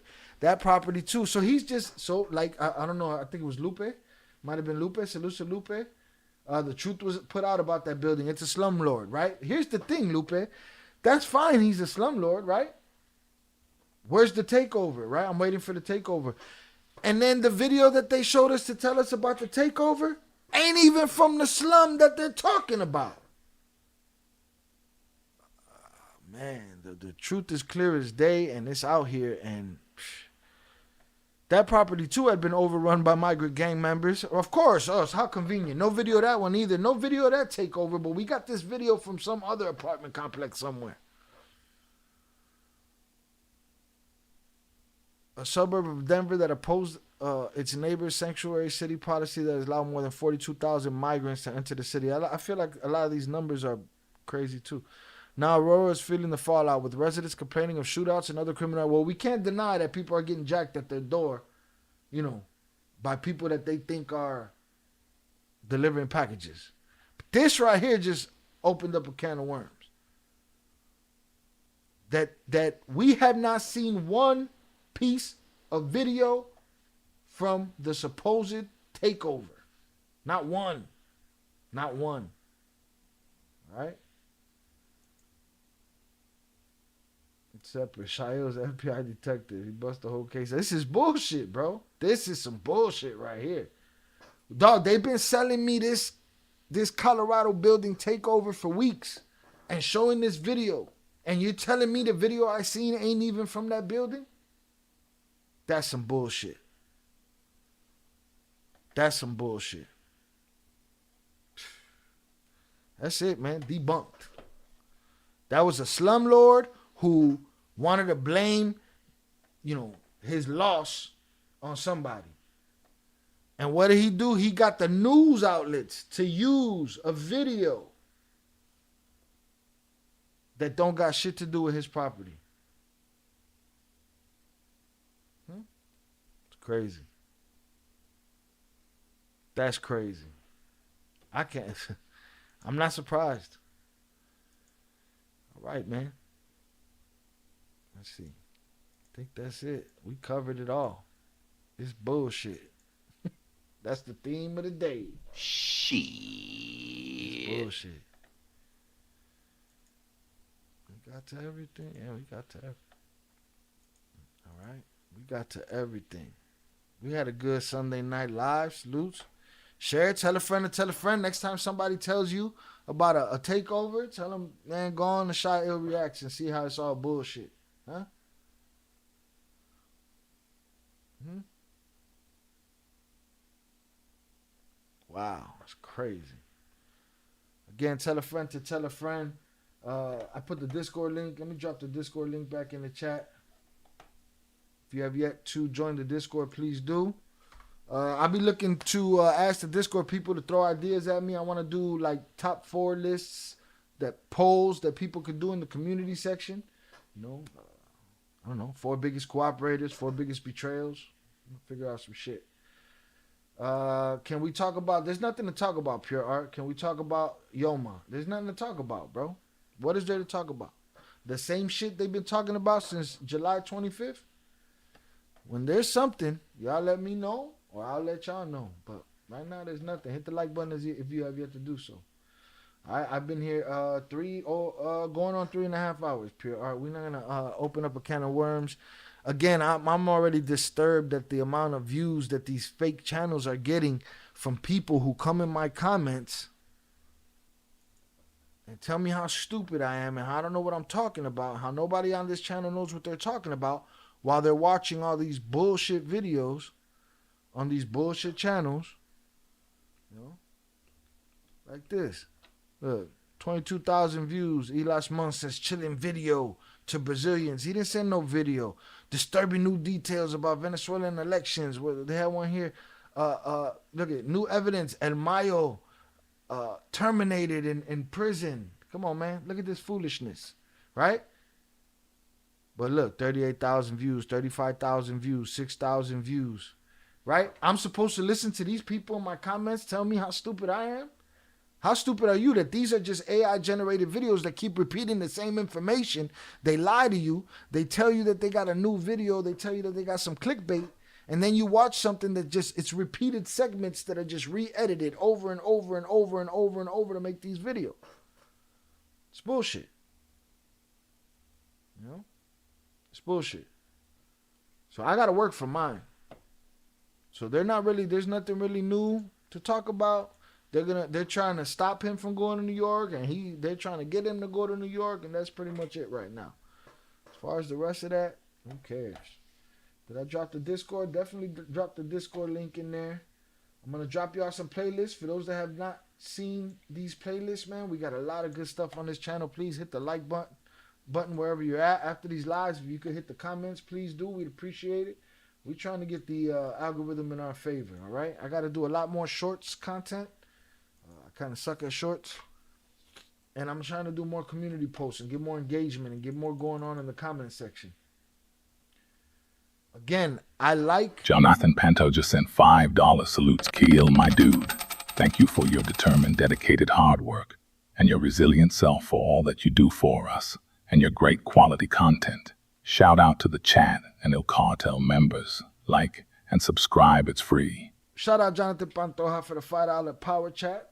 Mr. Nice Guy Freeman. Salute Shael, my dude. Thank you for your determined, dedicated hard work and your resilient self for all that you do for us and your great quality content. Shout out to the chat and the Il Cartel members. Like and subscribe. It's for the free.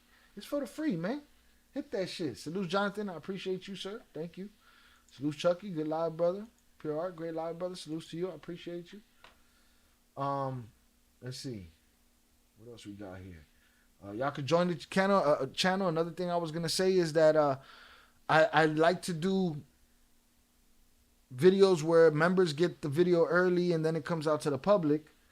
But when I do that, I'm not allowed to make it, when it comes to the public, be a premiere. And those premieres are another opportunity for us to engage and be in a live chat. So I'm trying to work my way around those things. Again, our member section is still so small that it also may affect the algorithm negatively, that only 5 or 6 people are watching it in the first couple hours. I don't know how YouTube does that. I got to figure out how to break it down. But I do try to give as many members only live streams as I possibly can to make up the difference. So I appreciate everybody in the community. Salutes. Jonathan, you better show up to your after party in the Discord. Salutes.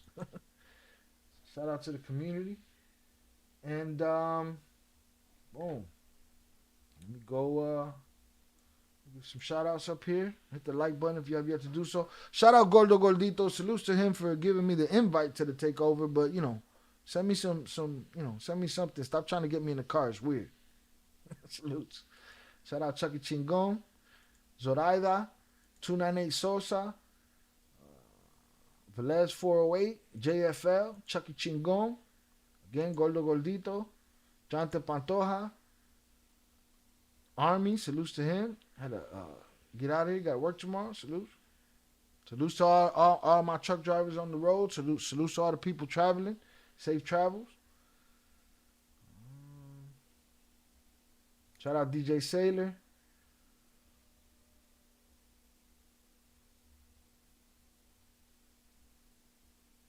Juan Quintero, salutes to you. If they green light them all around the prisons in the state, that'll calm them down a couple of notches. Shit. Salutes to you, Juan Quintero. Appreciate you.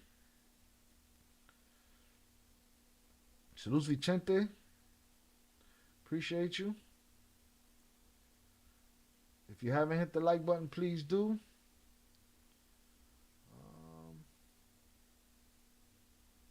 Shout out Booby on the check-in.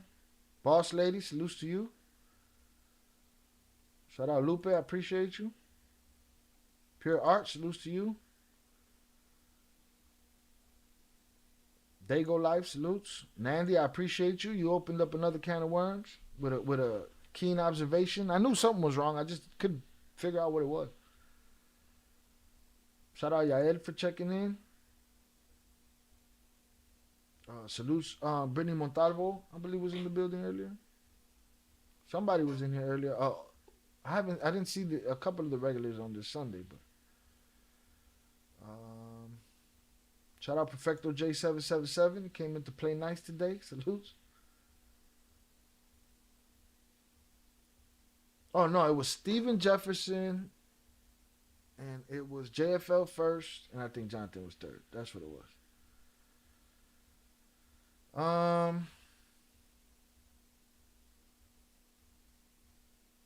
think that's about it. Back to the bottom. No updates on Miles Court. Nah, I mean, same old shit. Hit the like button, subscribe, drop a comment, please, and thank you. Salutes. I love your live chat. Salutes. I appreciate you. Great live and content as always, Shy. Chat, stay classy. Salutes. No updates on Miles Court. Nah, man. He's in jail. It's a wrap. You know what I'm saying? No longer, the community no longer needs his services. Your services are no longer needed in the community. All the bomber clot. Oh. 100's up for y'all. I appreciate y'all. I'll be dropping some edited content this week. And I will see y'all then. Y'all have a great night. And I appreciate you guys, man. Salutes. All right, with that said, we're going to go out the same way we came in. Let's get it.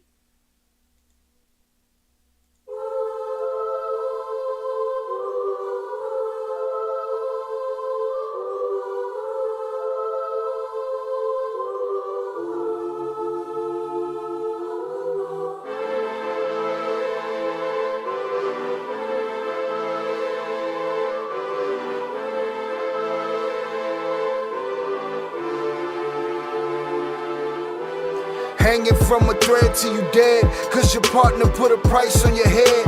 Cause your chick was laying up in his bed, she getting details, spilling every word that you said. She working retail, thirsty bitch just trying to get ahead. If history tell us anything, y'all both end up dead. It's just a street tale, a fable, some shit someone said. Sit at the table and hope there's more to offer than bread. Pulled out the cradle, first steps you getting chased by a fed. No head starts, just body parts and lead sparks. Old religion, brand new hate and weak hearts. Oligarchs, krakens, dragons, you see sharks. Imagine you could manage to maneuver the deep part. You a savage, you can have it, just show all your teeth sharp. If you could grab it, you could stab it, just aim for the bleeding heart.